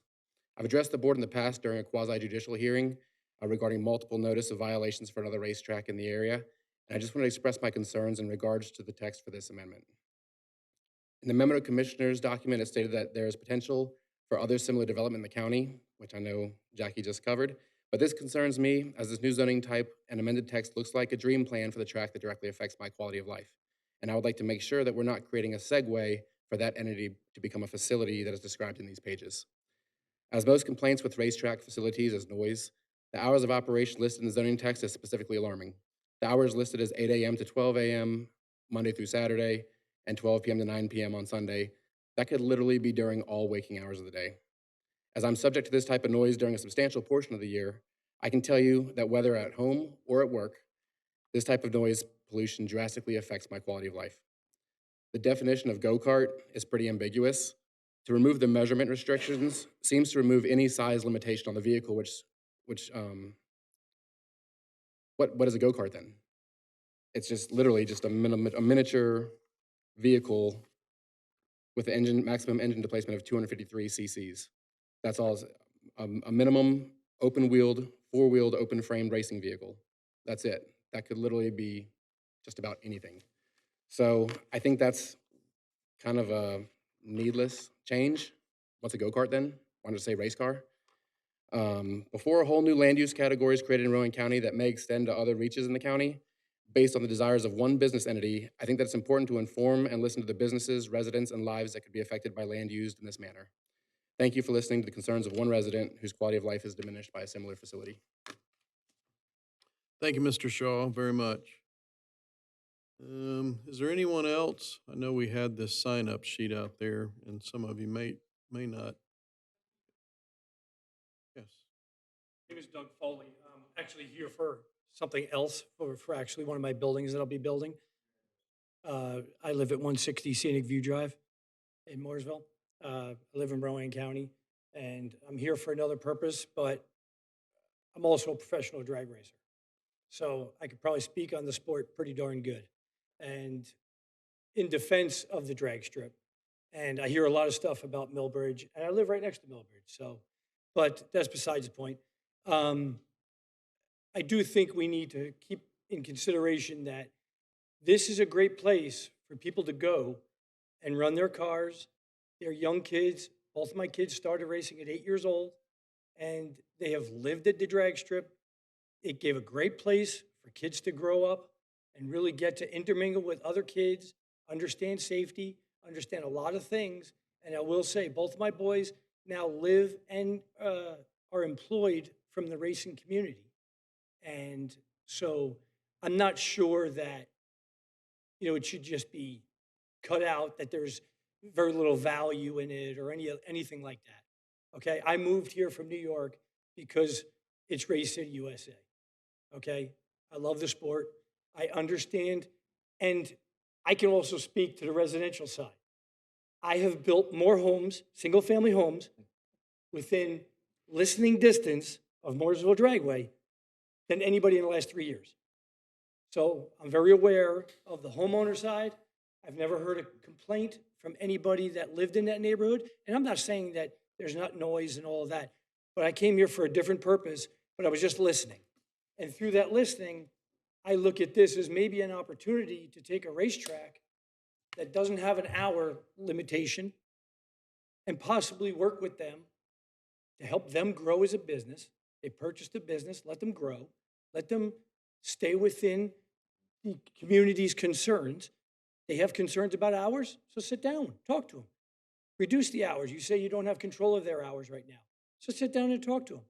Discuss the hours, discuss how you can work with that, maybe assist some of the people that are concerned about the noise and some of those regulations, but at the same time, still keep a business thriving and growing. They don't realize you can't run this business Monday through Friday. We all go to work. Nobody's racing on those days. So they're very limited on the days that they can make an income and keep that facility running. So, like I said, I didn't come here with any intentions of speaking. I just wanted to let you know it's a great place for people to go, congregate, have a great safe sport, enjoy it, have kids grow up doing this, and it is part of the community.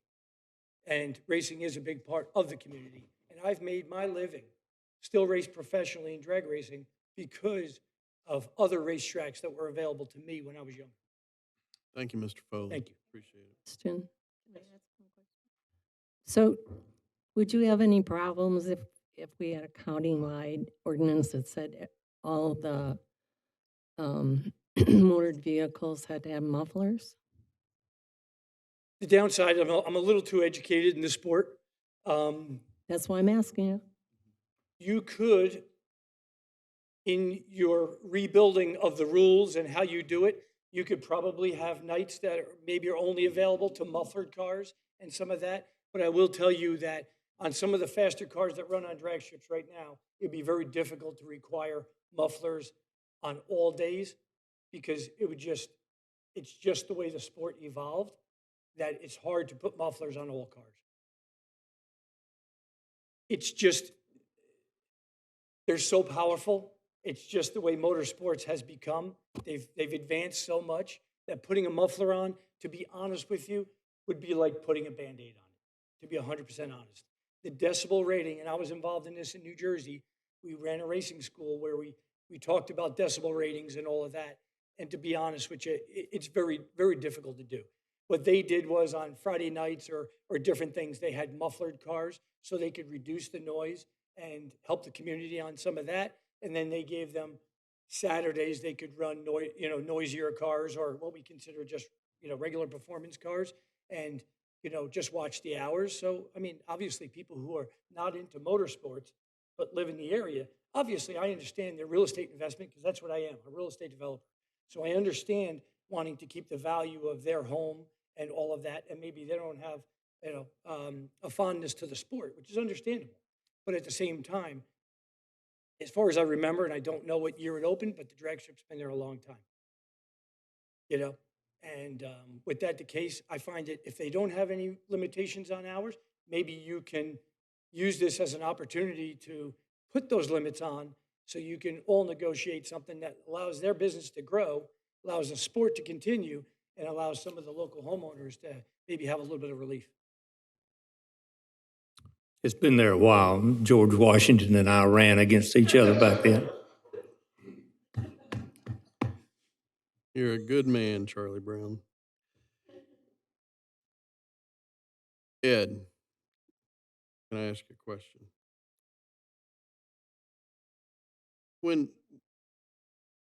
How long have y'all been working on this regarding the Mooresville Motor Sports Complex? I think we started September, October, maybe. When did planning board?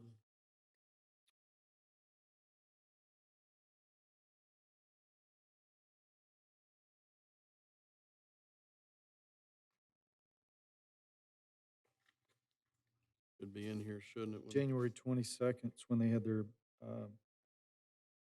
courtesy hearing.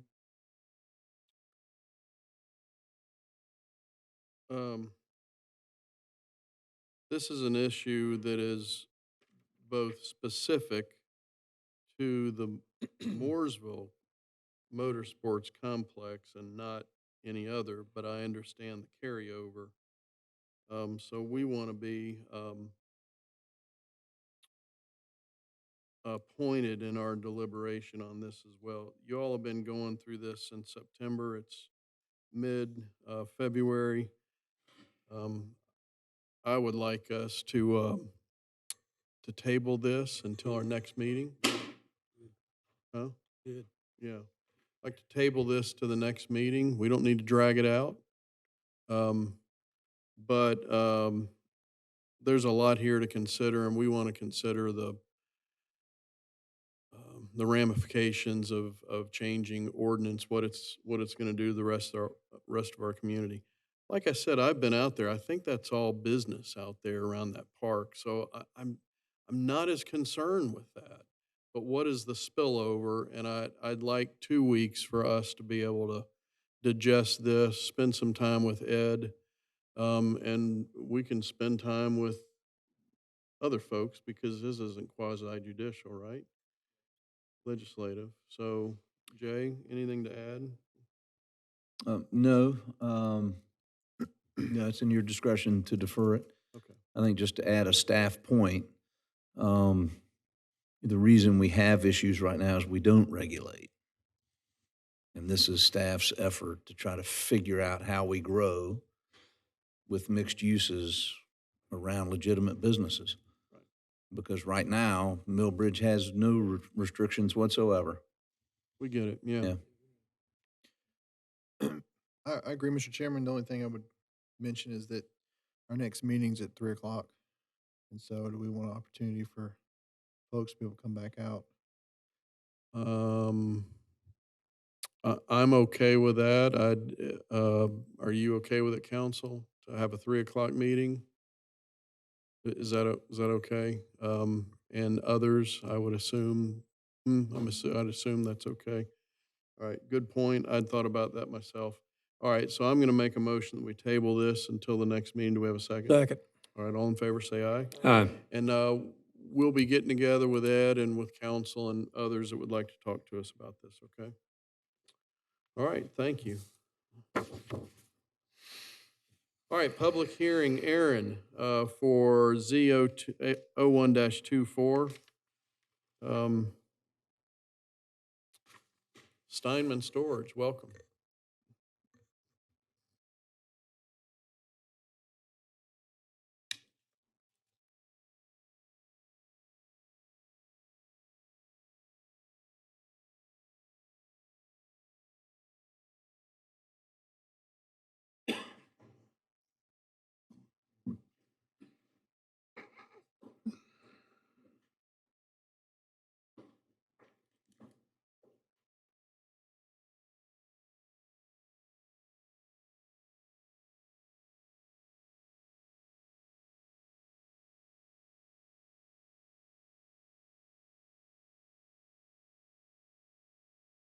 I'll leave it at that.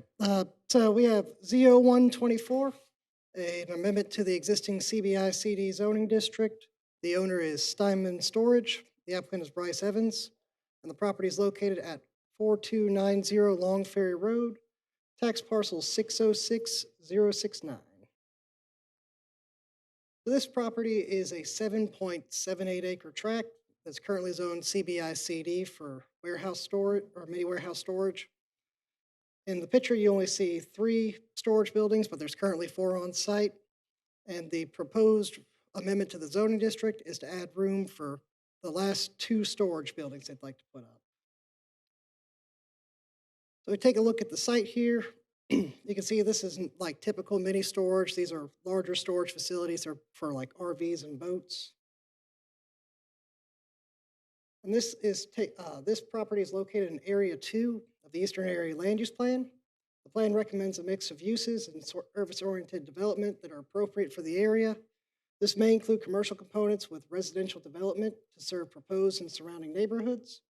The plan also recommends the expansion of existing businesses that minimize conflict with surrounding residents through use of design standards and impact mitigation techniques. The consistency with the requested zoning district, it's already a CBI district and it would just be amending the existing one. And you can see that in the compatibility of the uses here. There's no additional uses here. It's the same use, just with an expansion to add the 2 more buildings. This is the site plan that was submitted. The key differences you'll see here is that there's 2 more buildings in the back. There's an expansion of the buffer here to keep it completely buffered from the adjoining residential neighborhood. And then the fence and compound is expanded as well. So looking around the area, there's a couple of houses right across the street. And you can see this a little bit better from the aerials. You can see to the west here, there's a couple of storage facilities. To the east, you have a small subdivision. And then across the street, you'll see some single-family homes lining up Long Ferry Road. Zoning in the area, it's a predominantly RA zoned area. You'll see some mobile home park zoning mixed in across the street. And then you'll see some more RS zoning as you get closer to the lake there. As far as impacts on facility, Long Ferry Road has a capacity of 11,300 trips a day. And the most recent figure was 1,700 back in 2015. At the planning board, they had a courtesy hearing for this. Nobody spoke in opposition. The planning board voted in favor of this request and adopted the following statement. As far as staff comments, the request doesn't add any new uses to the property. It's just expanding on the existing use. And then if the board wants to, they can have mutually agreed upon conditions. Though the board has not required any in the past, is this the the second expansion, third request to come to the board. Procedurally, we're looking at conducting a legislative hearing, adopting a statement, and then approve, deny, or tabling the request. I'm not sure if the owner made it out or not, but I'm here for any questions. Anything from you? All right, thank you, Aaron. Don't go far. All right, we will conduct a public hearing. I'd like to open the floor if there's anyone that has any comments on this. This would be a great time to speak. All right, seeing none, we'll close a public hearing. I'm familiar with this space. It's where we had everything we owned was there. It's a good quality place, good people to work with, and keep everything nice and clean, and it's a real asset to the community. So, Did you have any dress shoes there? no, I'd thrown all those in the dump. I'd noticed that there was buffering there with the big bushes. Will that are they building in the back or are they going out wide? Back. Here in the Back, okay, so that won't affect that. All right. All right, so I'll offer up a statement of consistency. Z01-24 is consistent with the East Rowan Land Use Plan, reasonable and appropriate based on the following. The request is consistent with other zoning changes granted to the applicant by the planning board. The request is consistent similar projects approved by the planning board, and there are no new uses requested, just an expansion of current operations. Is there a second? Approve the motion. That is, yes, sir. Second. All right, second. Any discussion? All right, all in favor, say aye. Aye. All right, then we have a motion to approve Z01-24. So moved. Second. All in favor, say aye. Aye. All right, thank you. Thank you, Mr. Diamond. Shane, Good evening. welcome. This request is trying to rival the past one. This will be maybe the fourth amendment we've had on Blandy Hardwoods. This is Z0224, and the Blandy Hardwoods site is located at 735 Gin Road, parcel 370004. You look at the site here on the map, you'll see the property outlined in red, center purple with the dots. So it indicates industrial zoning. The purple, the dots represent a conditional district. So this would be an amendment to the current conditional district site plan. You see, this is Town of Rockwell's planning jurisdiction, Highway 52, Gin Road, George Brown Road here.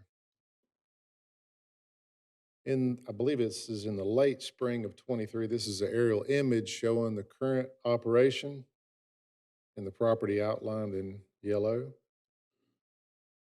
I'm not going to go through a lot of the history unless you have questions. The staff report touches briefly on it, but I did want to provide the succession of different site plan or GIS images just to kind of give you a quick background. So in '05, this was the first zoning designation. Prior to '05, it was zoned RA. It had a non-conforming lumber sorting, processing operation. They didn't, well, I say processing. There was no sawmill, a planer, dry kiln, or any operation like that. It was just sorting and stacking, mainly warehousing. So this was the first approval. They had an expansion, taking that non-conforming use and making it conforming with the district, and then adding processing, a planer and dry kiln at the site. Each one of these, and again, this is one of the attachments in your packet, has a certificate of approval. So you have conditions on it in various stages from '05. There's been a lot of change, since '05. We went from a conditional use rezoning where you had a rezoning and a special use permit. So now this is the first strictly legislative action. And the same thing in 2009. At that time, it was still the rezoning conditional district.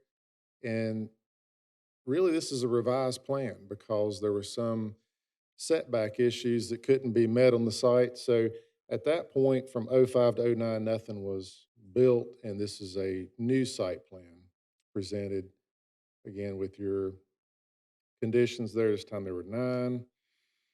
2012, we had a couple structures built. This was the planer building, a warehouse structure, 2 dry kilns built.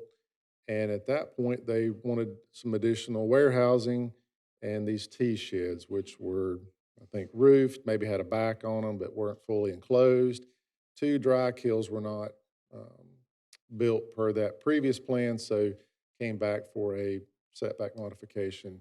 Again, this was the first one that had the, the last one had statements of reasonableness and consistency, but the first one in '05 did not. So this is the overall site plan that's been presented, and I want to walk you through the north and south side of it so it'll be a little bit easier to follow. This is Gin Road, the existing drive. I want to bisect the southern half and look at it first and the northern half next. So coming in the drive, there's an existing sales office here and what's called the South Warehouse.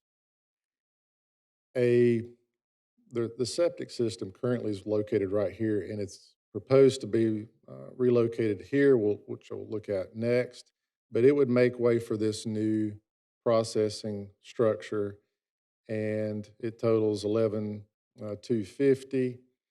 Also behind, this was a slight change from the planning board meeting to the current. Its structure here is 10,000 square foot now that's proposed.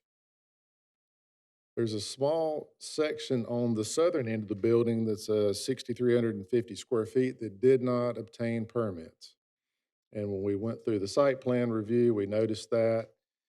If you look on the pictometry image here from last year in February, you compare that structure to this on the left from 2017, and you'll see this portion existed, and then that additional square footage added.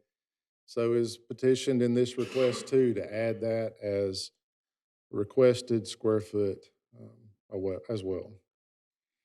I want to point out a few adjoining properties throughout this. This is the Beck residence and his property. Surprisingly, a lot of these neighbors have lived there through the first construction, the first rezoning in '05. And when we look around, I believe all but one has been there a number of years. Current septic is here. The one new building would be built here, the 11,250 square foot, the 10,000 back here. This is the planer building and the dry kilns. Again, the entrance coming into the site here is to the left. So on the northern end, this location here would be for the new septic system. According to all indications, it sounds like limited clearing is needed to install those lines, but won't know for 100% certain until, one, it does perk. There's been a private soil scientist out there, but per the plan, it's indicated a limited clearing would occur. I do want to point out this is the proposed area of tree clearing, this teal line. This is a slight change from the planning board meeting. There's a proposed office here. Some clearing would occur along Gin Road. So you can see, again, there's an 80-foot distance here, but you can make out some of that structure. That was a recent modification at the planning board stage. This area would be for parking, customers, employees. It's now gravel. All this, it was paved in the previous submittal. The area here is all gravel that's proposed. I believe the rest of the operation is predominantly paved with maybe some exceptions. North of that lumber grading building, there's a small warehouse you may recall from the previous aerial photo. That would be removed in favor of this larger structure, 14,400 square feet. And north of it would be 3 equal-sized structures of 11,200 square foot. The office, break room, and warehouse structure is just under 10,000. Going back to our pictometry image here, so we went down the drive. This was the septic area, those future structures over here, and then the office building here. And you can see a lot of this mature trees are on the site. And again, that teal limit proposes the clearing area.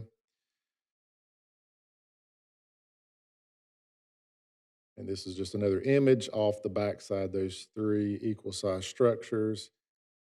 Railroad location here, Taylor residence.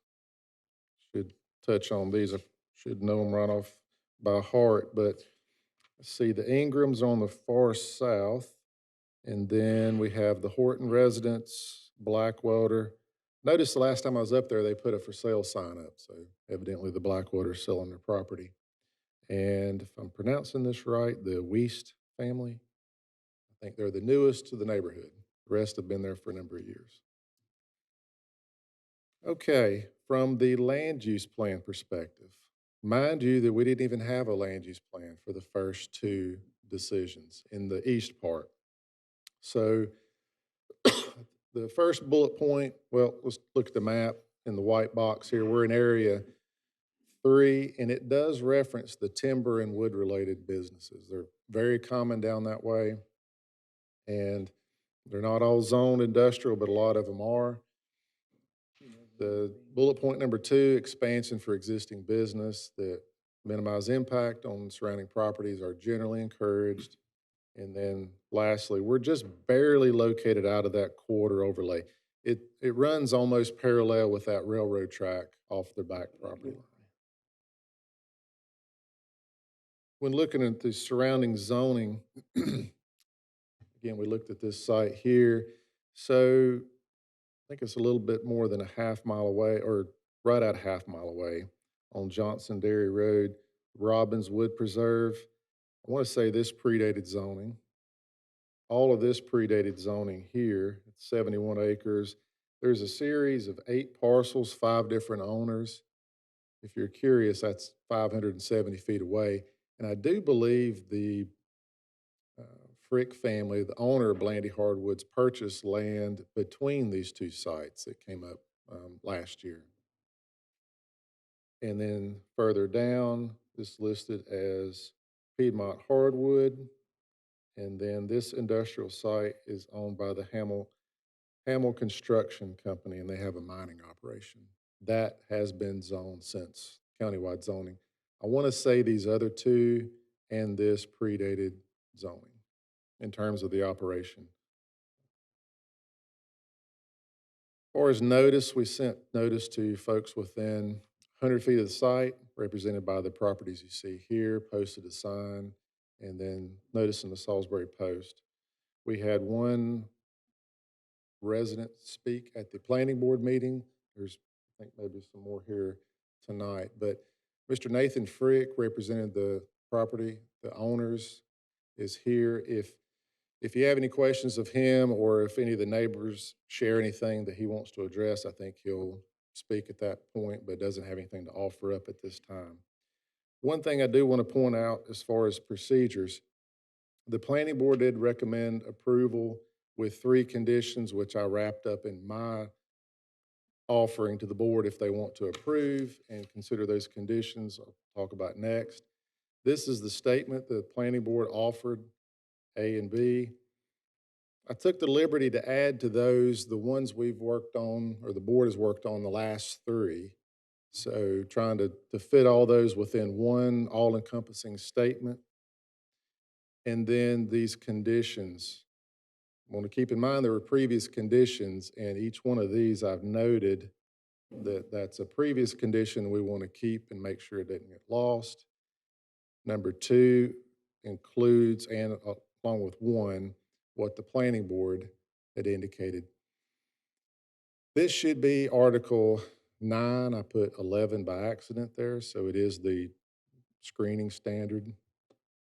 The 6 and 7 are new. 6 deals with some modification at the driveway connection at Gin Road. DOT looked at it and wanted a little bit more. There's a pavement failure on one part and then a turn radius that needs to be widened. Does have a driveway permit from 20 years ago. And then 7, obtain all permits from not only our office, but the building inspections for that expansion. So do those 7 include the 3 that the planning board offered up?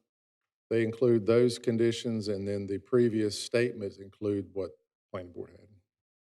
So, and then lastly, the approve with conditions or deny table. Any questions?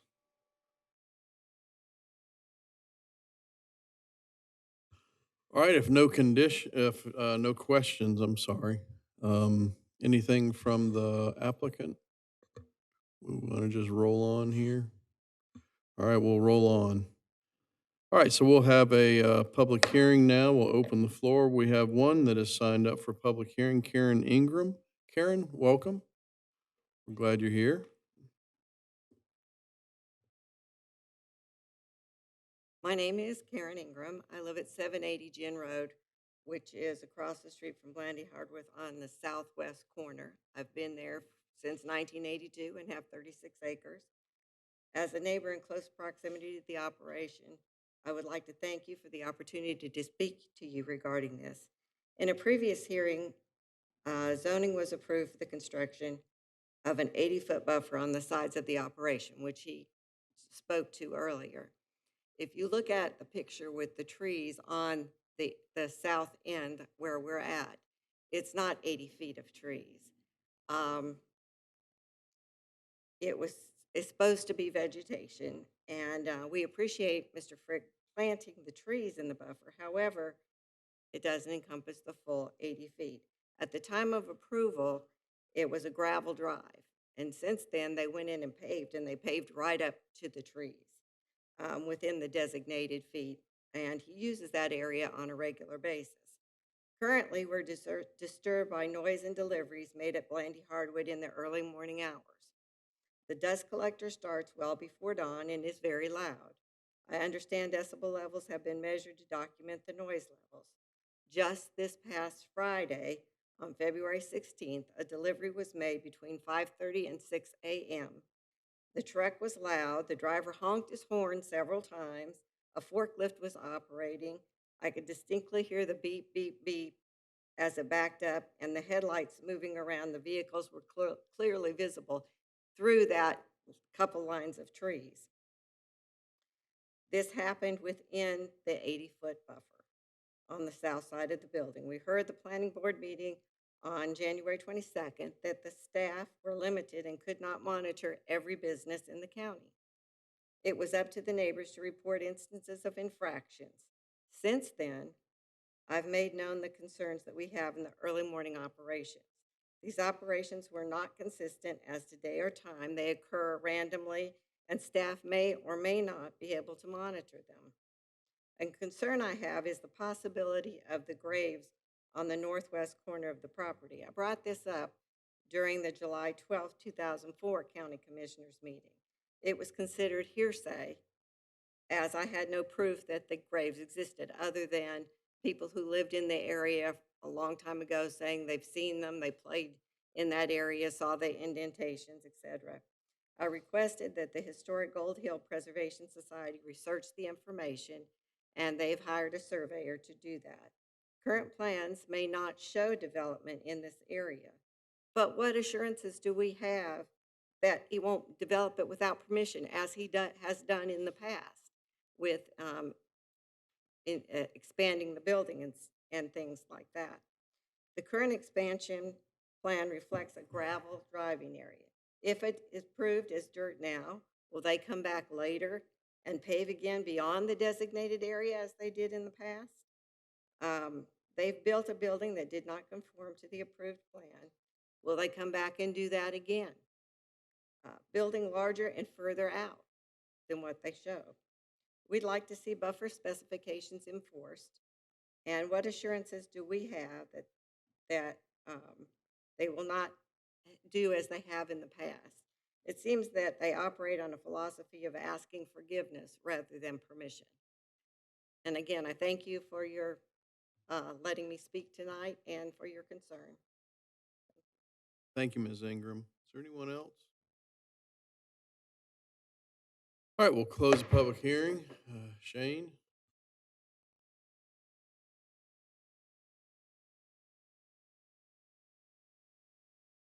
That's something we're up against all the time, isn't it? Just can't, got 25,000 businesses here and can't monitor all of them every day, right?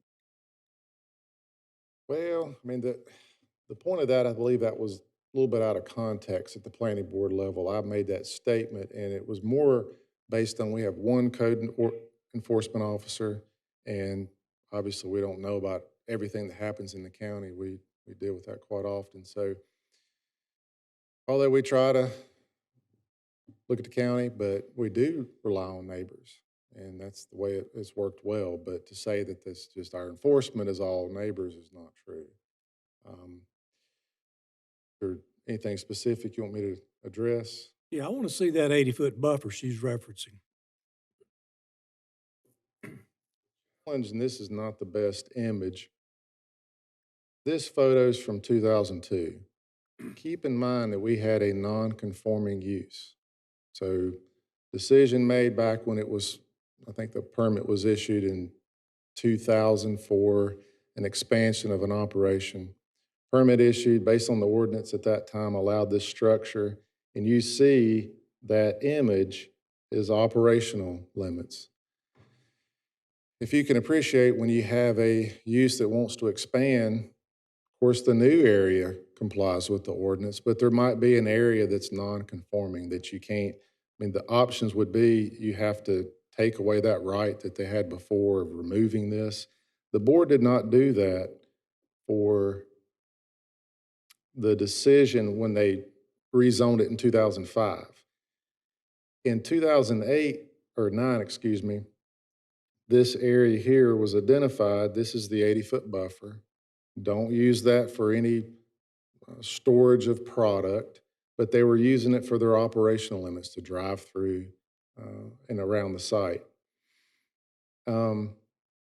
Screening was added. They had a small area. There's a, I don't have the best image here, but you have a high point at the neighbor's property. It slopes down as a drainage area. And then there's some grass. I don't know the exact width. It might be possibly close to 20 feet. And the board required a section of pine trees here that are fairly mature now. And then green giants, which was like a Leland cypress tree. So that was added to the site as trying to sort of have some kind of a buffer. But the 80 feet, the clear areas, you just can't build in it, nothing new. But whether it's gravel or paved, I think it was operational limits. Our ordinance doesn't distinguish between one or the other. All right. Wouldn't it, I mean, would it be better if it was paved so there wouldn't be as much dust? There is that, but you know, the other thing too, let me see if I've got, this is in 2023.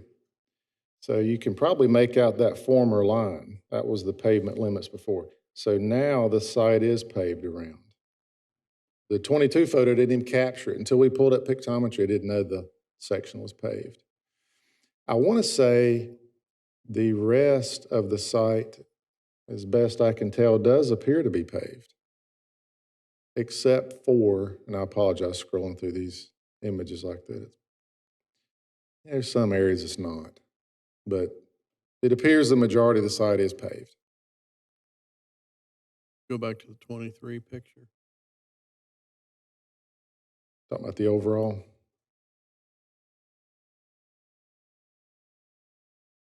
That's the buffer there at the bottom, all those trees. Yes, sir. So they didn't require an 80-foot buffer of trees. Not 80 foot deep. I mean, the difference, if this came in as a green site, we'd have a major problem if there was nobody, they didn't follow the buffer. But you were using the area before they ever came to the board for the rezoning. So what do you do at that point? And honestly, but in 2005, I would argue too, that was the first time they really have a processing component. The SIC code for a planer, sawmill, and that type of grouping requires an 80-foot buffer.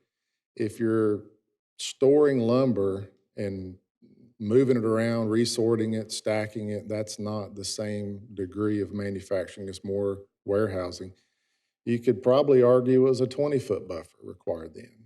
But there's no question a new site would have had a 80-foot buffer if you had sawmill, planer, dry kill, or any processing that took place. All right, any other questions for Shane or any discussion from us? Anything from the owners again? No? All right, commissioners, we've got 7 conditions of approval. So we could provide those first and then move to statements of reasonableness. Y'all want me to read conditions of approval? All right. Following conditions should be considered with approval. 1, per Article 9, Type B buffer is required around the facility, which is a previous condition. Secondly, along southern property line, which has a non-conforming Type B buffer, retain existing vegetation, prevent storage of any kind, that's a previous condition. 3, maintain trees outside clearing limits denoted on plan less the area needed for septic installation, and that's a previous condition. 4, planer to be enclosed by a hood or similar noise-reducing apparatus, a previous condition. 5, maintain asphalt driveway from Ginn Road leading to dry kilns, that's previous.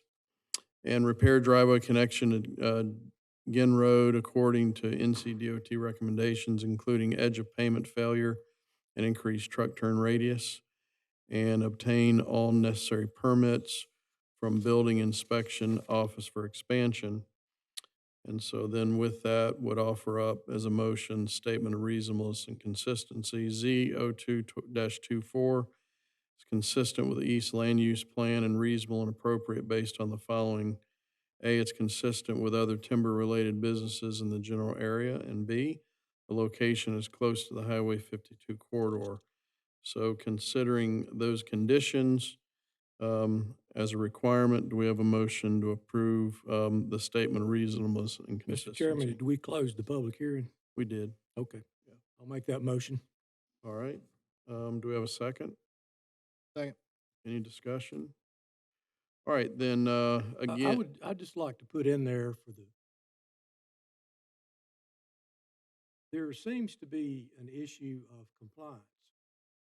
And what I'm saying is, it's already said that there should be some type of noise-reducing apparatus that was in the previous condition that evidently was never done.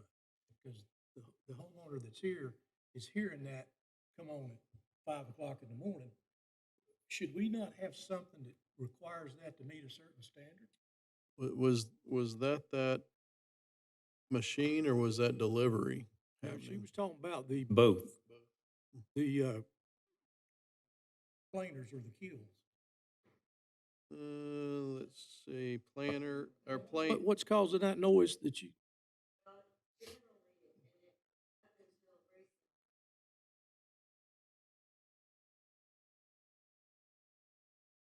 Dust collector, yeah. Yeah. Well, and I understand that, but also not to make an excuse, but truck deliveries are not always in the control of the people receiving the merchandise. This dust collector definitely can be addressed because it's on site. And that's what I'm trying to do, is make them adhere to the other conditions that were already approved that were never done evidently. Or could we ask the owner, is the plane, yeah, come on. Is the planer enclosed hood or similar noise reducing apparatus, was that installed? Yes. Hey, come on up, yeah. Yeah, that's been installed. Shane came down there, I guess she's talking about the noise. Yeah. Nathan Fruit. Yeah. But Shane had came down there and done noise readings on the dust collector, which was 64.9. So I don't think there's any type of county regulations on that, correct? No. That answers your question. Yeah, so there was a question to the neighbors that brought up, if you can see right here, there's a dust collector. And it has, I don't know, if cone or whatever that the sound comes out of. And I stood behind the building, and you can't make it out here, but there's a utility pole, and I had our noise meter right there, and it's weighted over 8-minute period. Ironically, I took all the images at 64.9, and that's during the day, so the decibel reading is 70. So they were under that, or if it operated earlier. The concern with truck deliveries, I haven't witnessed that. It's occurring at maybe 5:30, 6 o'clock in the morning, or whatever. But I've heard that before with a vehicle there and movements, forklifts, et cetera, that you heard. Don't know specifically what part of the site here it's occurring. At the same time, I took a noise reading here. There was no deliveries, but dust collector running, forklifts moving, and it was much less than that. So, I mean, maybe it's possible they exceed from some activity, but I haven't captured that myself. But the planer and that reference is in this building here, and I don't believe that's a concern to my knowledge. The dust collector, I believe, may have been added within the last couple of years.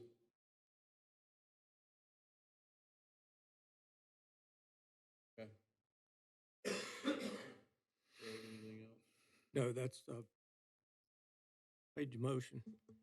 So we approved the statement of reasonableness and consistency, and now we have a motion to approve ZO 2-24 with the 7 conditions. I'm not sure we voted On the first motion. Question came up. Statement of reasonableness. But we can do it again. I know we did. So you have a motion for statement of reasonableness. Do you have a second? Mike? Second. All right, all in favor, say aye. Aye. And then, again, conditions that have been outlined, the 7 conditions, motion to approve O 2-24. So moved. Second. All in favor, say aye. Aye. Aye.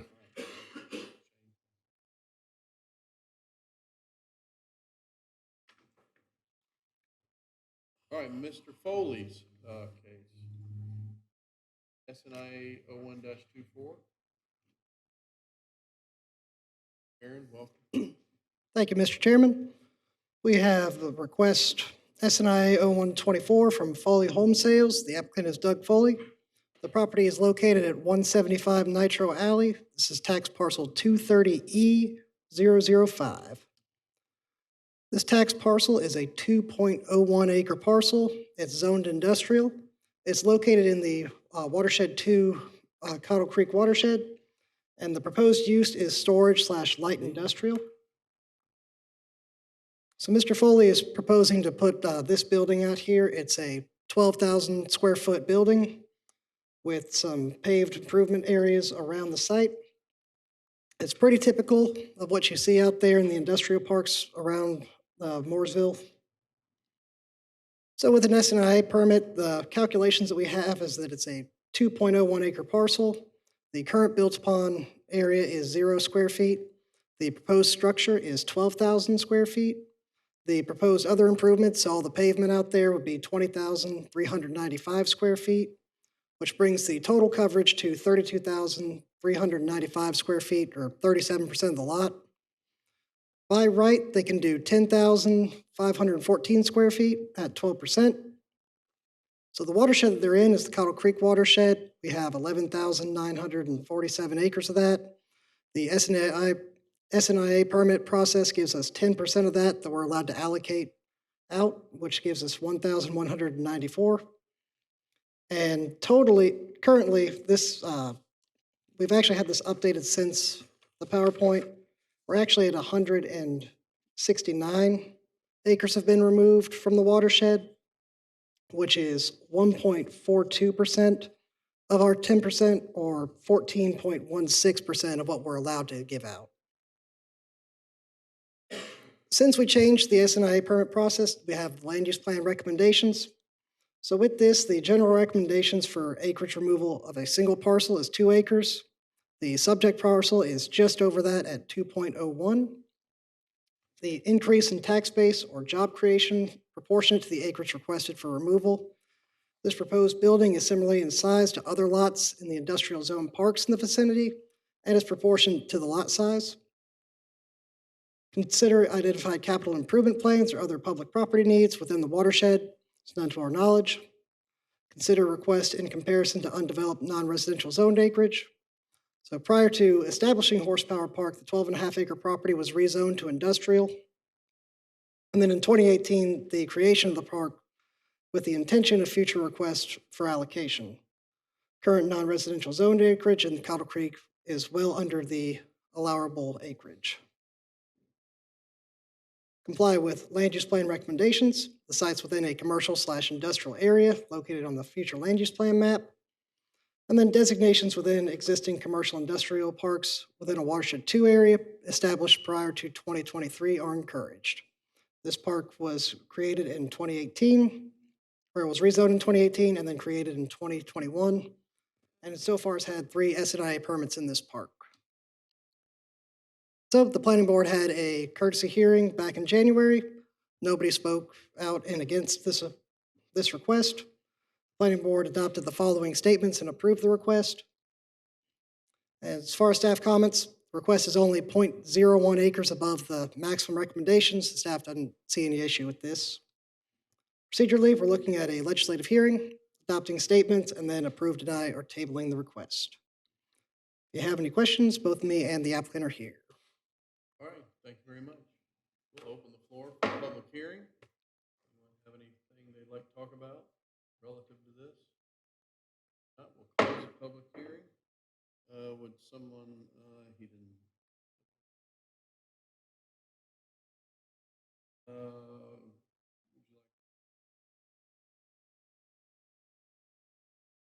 Mr. Chairman, I'll make the statements of reasonableness and consistency. SNIA 0124 is consistent with the east and west area land use plan recommendations for SNIA designation in a watershed 2 area and is reasonable and appropriately based on the following. The potential tax base increase is proportionate to acreage. The project is consistent with other parcels in the area. There is adequate remainder in the watershed for the request, and it is known that during the rezoning of this area, it was a SNIA allocation would need to be for the development. All right, do we have a second? Second. All in favor, say aye. Aye. Do we have a motion to approve SNIA 01-24? So moved. Second. All in favor, say aye. Aye. All right, thank you. Jane, welcome back. Thank you. Right, so a citizen in the county had been working with Top Tier Solar Solutions LLC for adding a solar array to the rooftop, residential, and per the ordinance, and this stems back from the solar farm ordinance, and rooftop solar was not allowed anywhere within the conical or horizontal surface of the airport zone overlay. And I think it may have got wrapped up a little bit into that, and there was no additional context to type of structure. So when staff had worked with the applicant, the very first thing we did is, and along with the applicant, was talk with Ms. Steele at the airport, because that's the primary concern and source of a standard that currently would prohibit that property owner from adding solar to their roof. So what I want to do first is staff took the context of what they're interested in and tried to incorporate that within our ordinance with a few things that needed adjustment. And I do want to go first to the 2156-6C and go right to 3. This is why it's being requested.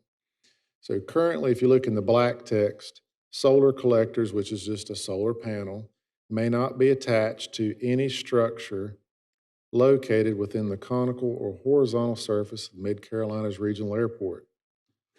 That area, let's just kind of break it down, as this ring. Anything inside that ring, the colored areas you see are not our jurisdiction. It's City of Salisbury, ours being the county zoning. But anything, and also there's some ETJ in there as well. So that's the area, and the only area in the county where it does matter currently. So with this proposal, exclusive for residential use, so a solar collector located within those zones attached to a structure used for residential use must comply with this section here, which is dealing with any potential glare.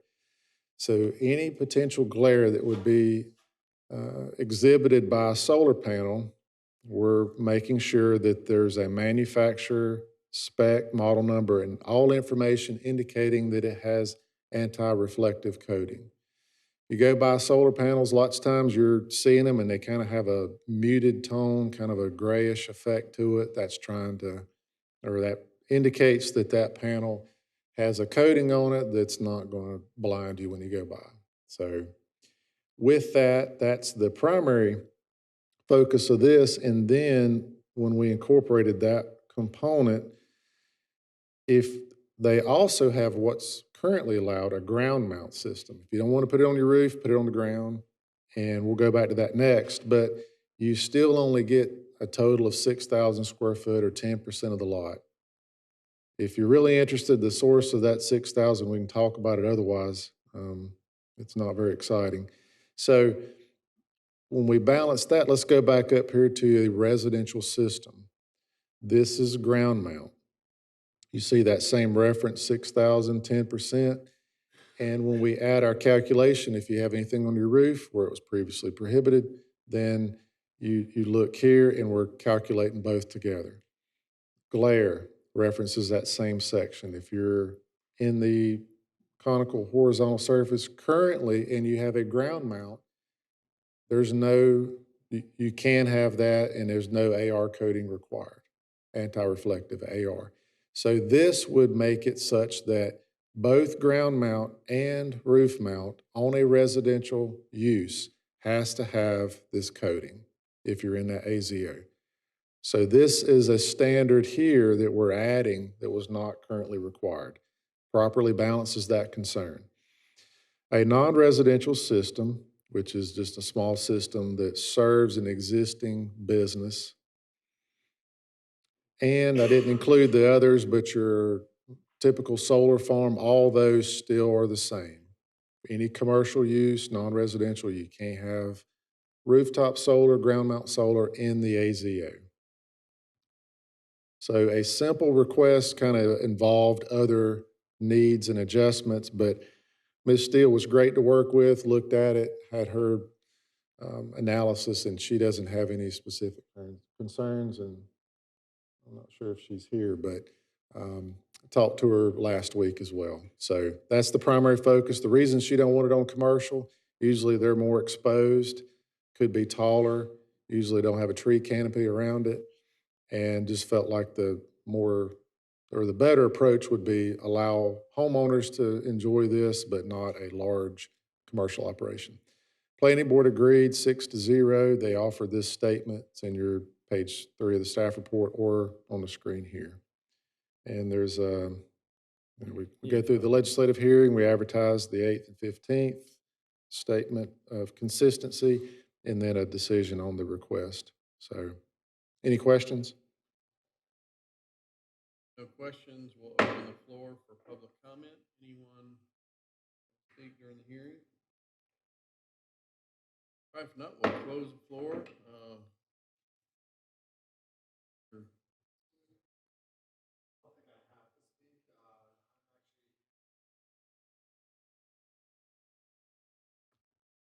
You can just screw it up at this point. My name is Mike Weber. I'm actually here on behalf of Top Tier Solar Solutions. This gentleman actually covered pretty much everything that I think that you need to make a decision. I just definitely want to reiterate that we are using monocrystalline panels that are Genco panels or Eagle Continental panels that are actually, in fact, they do have an anti-reflective coating on it, as most newer panels do. And the residential project we're trying to get approved, and we have been trying to get this approved for some time right now, is a 350-foot, square foot, 16-panel solar array. So it's well under 6,000 square feet. But, thank you. Thank you. All right, Mr. Green. Mr. Chairman, I'd like to recommend here that ZTA 01-24 is reasonable, appropriate, and necessary to meet the development needs of Rowan County, not previously envisioned by the East and West land use plans. Furthermore, the adoption of ZTA 01-24 is deemed and amended, and the amendment to the East and West land use plans. Is there a second? Second.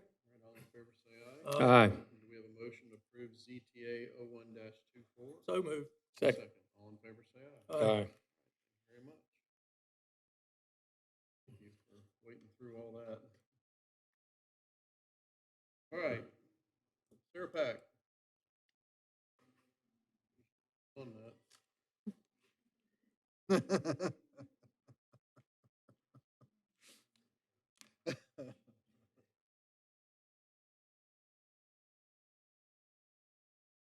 We've got, turn that off. We've got our Ag Center is within sight of being complete in the next few months. And so the folks that are doing the construction have asked us for ordering purposes, we need to name some rooms so they can get these signs ordered for the building and the rooms and the hall and blah, blah, blah.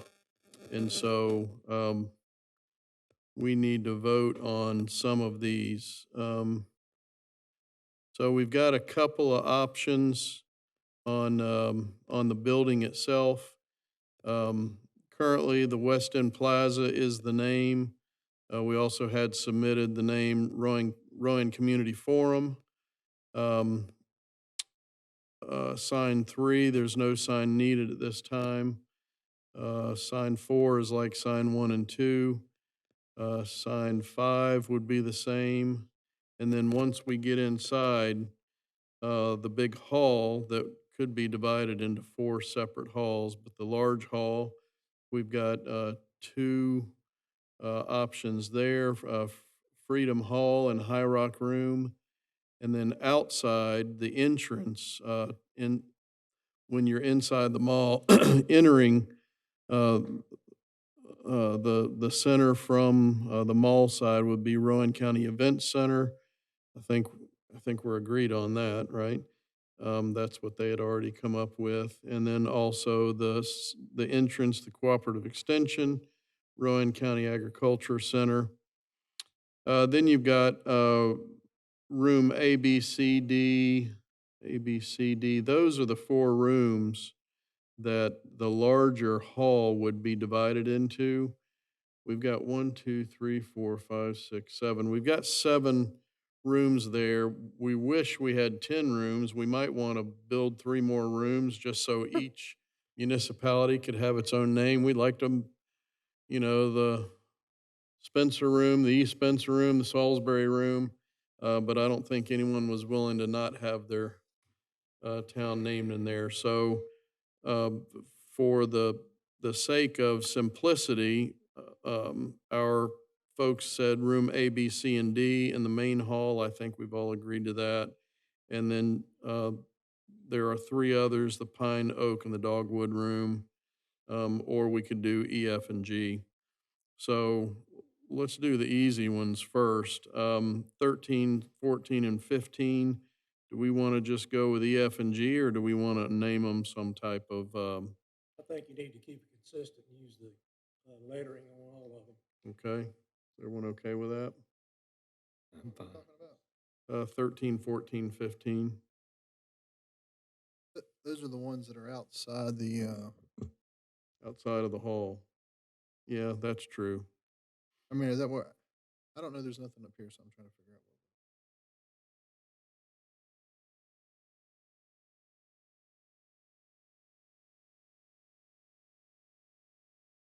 These are exterior hall rooms, right? You want to come up? what's room 9. And I know your legs are asleep, but giving you a chance to walk around here. I thought, didn't we Yeah. call the others just A, B, C, and D We did A, B, C, and D, and for the then, breakout rooms? yeah, then there's conference rooms that are outside of the main hall. So Right. we offered up Pine, Oak, and Dogwood. So, You need to get off the letter. Well, I like the Pine, Oak, and Dogwood personally. I'm good with it. 4, that's the big room. A, B, C, D, those need to be a little simple. Yeah, all right, we're fine with that. Let's see, and then really the 2 that we need to talk about is sign 6, which would be the name of the main conference room, which is the main hall. We've got Freedom Hall and High Rock Room. So any conversation about that? Always in favor of freedom. Well, I came up with Freedom Hall because we have the veterans there. We all are big fans of our local veterans, so I was trying to put some patriotism in there somewhere. I like High Rock Room as well, but what's everyone's pleasure? It don't matter to me. Yeah, High Rock is fine with me.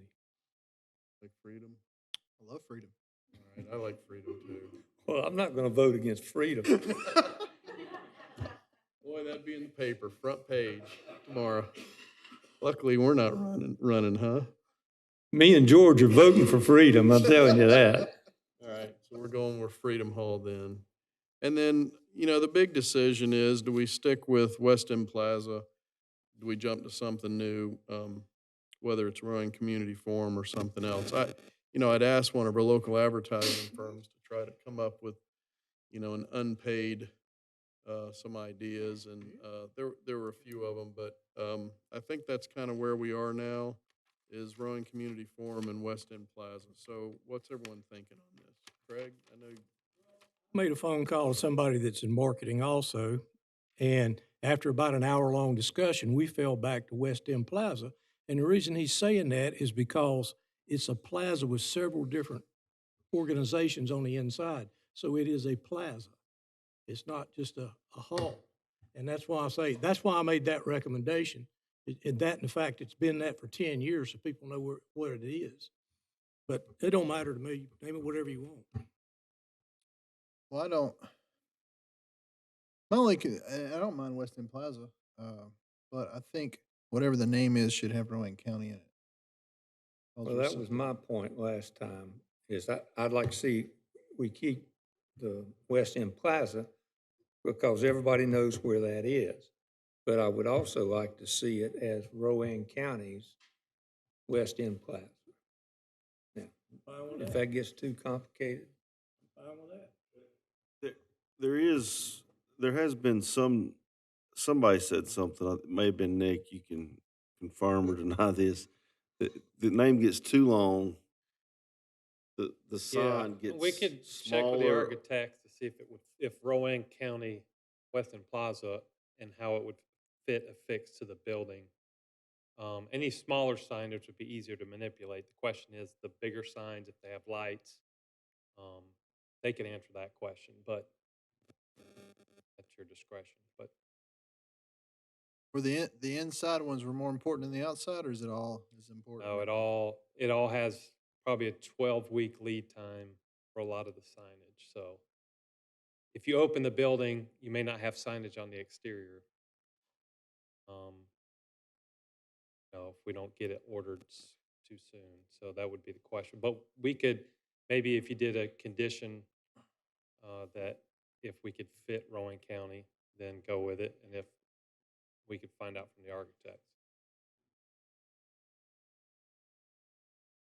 That's fine with me. The Rowan County Community Forum at West End Plaza?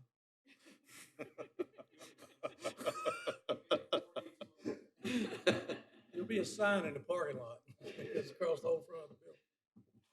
If you want me to go get the rendering real quick, I can, and it'll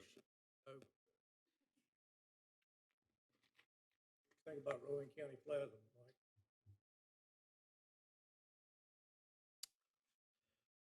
Well, what was you came up with that idea? What was the thought? What were you trying to? Mainly, so folks said they wanted Rowan in it. You could do Rowan County, but I was thinking the same thing, size of signs, Rowan County adds something to it. Or you could make it Rowan's And West End Plaza. And I was thinking about its community. It's the Rowan community. It's not for Salisbury. It's not for Spencer. It's community building. I mean, everyone's paying for it, right? And then, Every month. yeah, and then the last word forum, trying to find a word that was describe the building. Rowan Community Plaza. I was just trying to find something that was new, that created a sense of newness, new life, that we're given to this. It's a new energy on that side of town. I thought of a lot of different words. Forum just seemed to Spencer still use that Park Park Plaza, Plaza. that name. That's, what I that's was what the thinking general of. description of That the area right complex there. is the Park Plaza. You like the word community or forum better?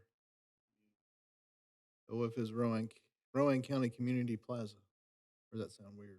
I wouldn't put county on it, I just put Rowan. You know? Oh yeah, Rowan. Yeah, Just yeah, yeah. Rowan.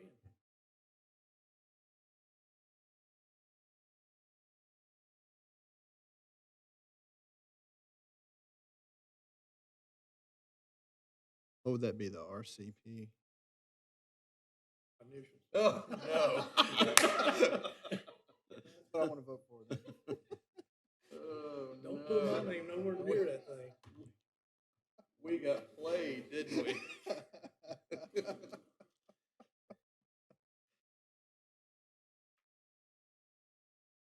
Man, we all keep, so we'll get you some names, we'll get, we came Well, up I had with. mine within an hour. Well, you had yours 12 years ago. That is true. I'm fine as long as it has Rowan in it. Yeah. And I think Jim, as long as you have Rowan in it, you're fine with Yeah. it. So y'all two need to figure out the rest of it. Rowan Community We've got the Plaza. hard part done. Y'all go ahead.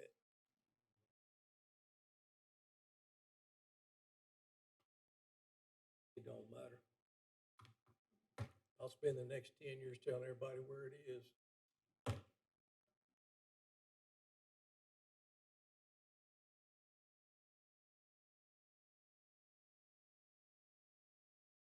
But I want you to stack the letters like this. Oh, yeah, we're back to that thing again, aren't we?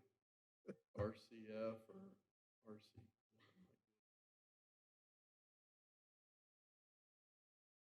I'm good with whatever you want to do.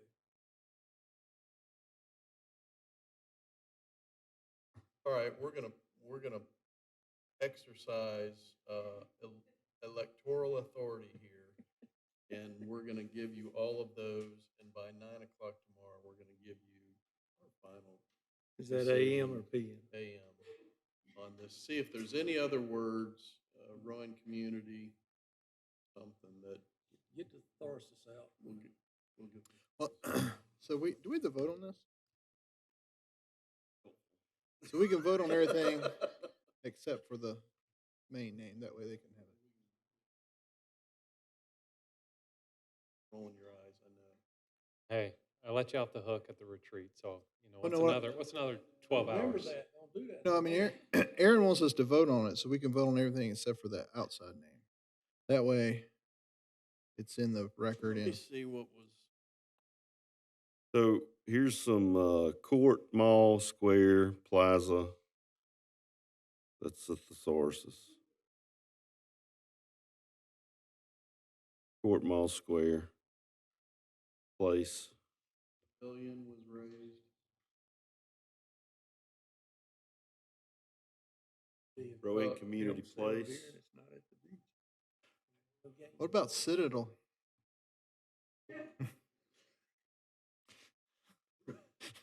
It's getting late for all of us, isn't it?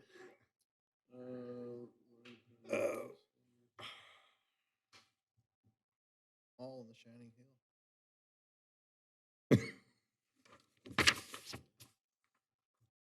I've got your email address. Yeah. We're gonna put it off again until 9 in the morning. Okay. I'll call you at 9:05. That's fine. We're not gonna vote on every other room. Yeah, we can vote on the other rooms. Just Other read rooms them off okay? and we'll vote. Freedom Hall, Pine, Oak, Dogwood, ABCD. Rowan County Event Center and the Agricultural Center. Second. Second. Yay. Yay. all right. Yay. That's it, isn't it? Almost. Oh, financial reports. Thanks. Go quick. Good job, Nick. Never gonna get anybody to sign up for this group down here again. All right, so we'll start with our cumulative expenditure report. So we are up 10.5 million, or about 13.4%, but still well within budget for the year. Revenues are up 7.7 million, or 7.5% through December. So moving to property taxes. December. What do I got it right here.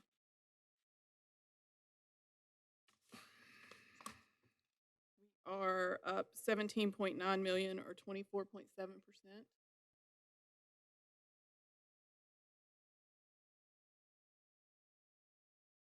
And sales tax. And this one has a caveat that I'll explain on the next slide. So for October, we're up 3.6 million, or 27.6%. And then when you look at the next slide, Good God. so I called, or we got a call from the Department of Revenue, and in October, somebody had an error in their reporting. It was corrected in November. So our November is going to be down on the chart about as far as that is up. So what I plan to do is probably average those 2 months together to show you November once I get all that information. I think they had a change in their software. They assure me that it is correct. They didn't give me a whole lot of information. They said they couldn't share a whole lot of information. Never can when they screw it up.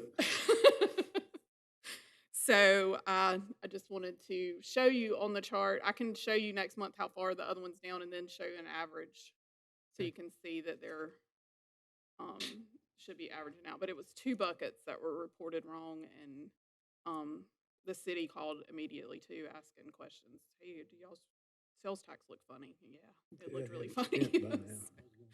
Yeah, so I'll get you some more information on that if they'll share. And then investments. So this is the quarterly investment report.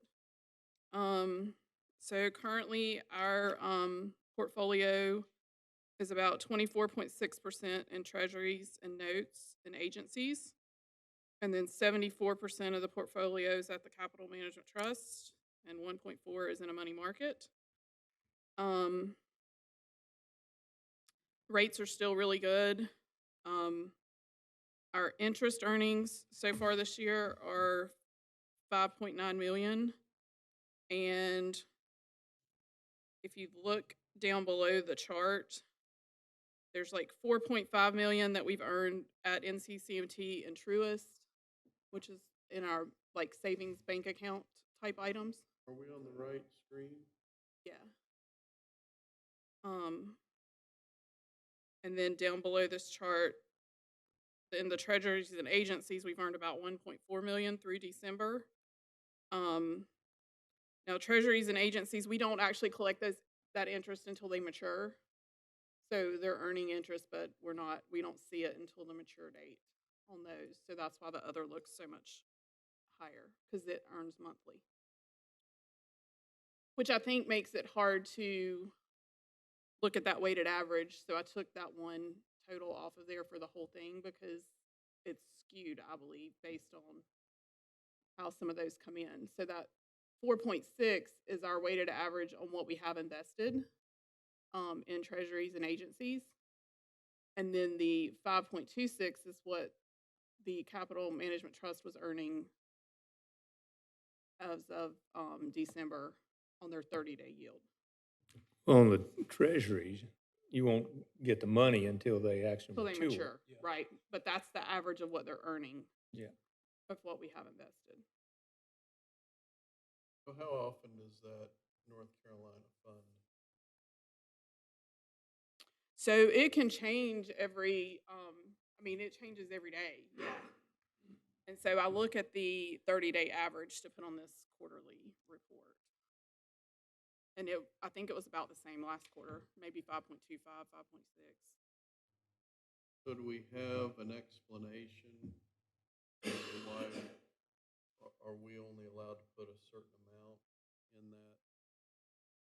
So in our investment policy, we could put everything in that fund, but I think it's smart to kind of diversify and not have everything all in one bucket.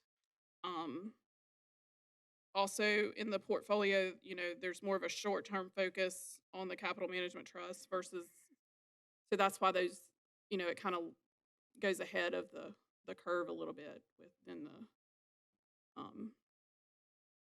treasuries and agencies.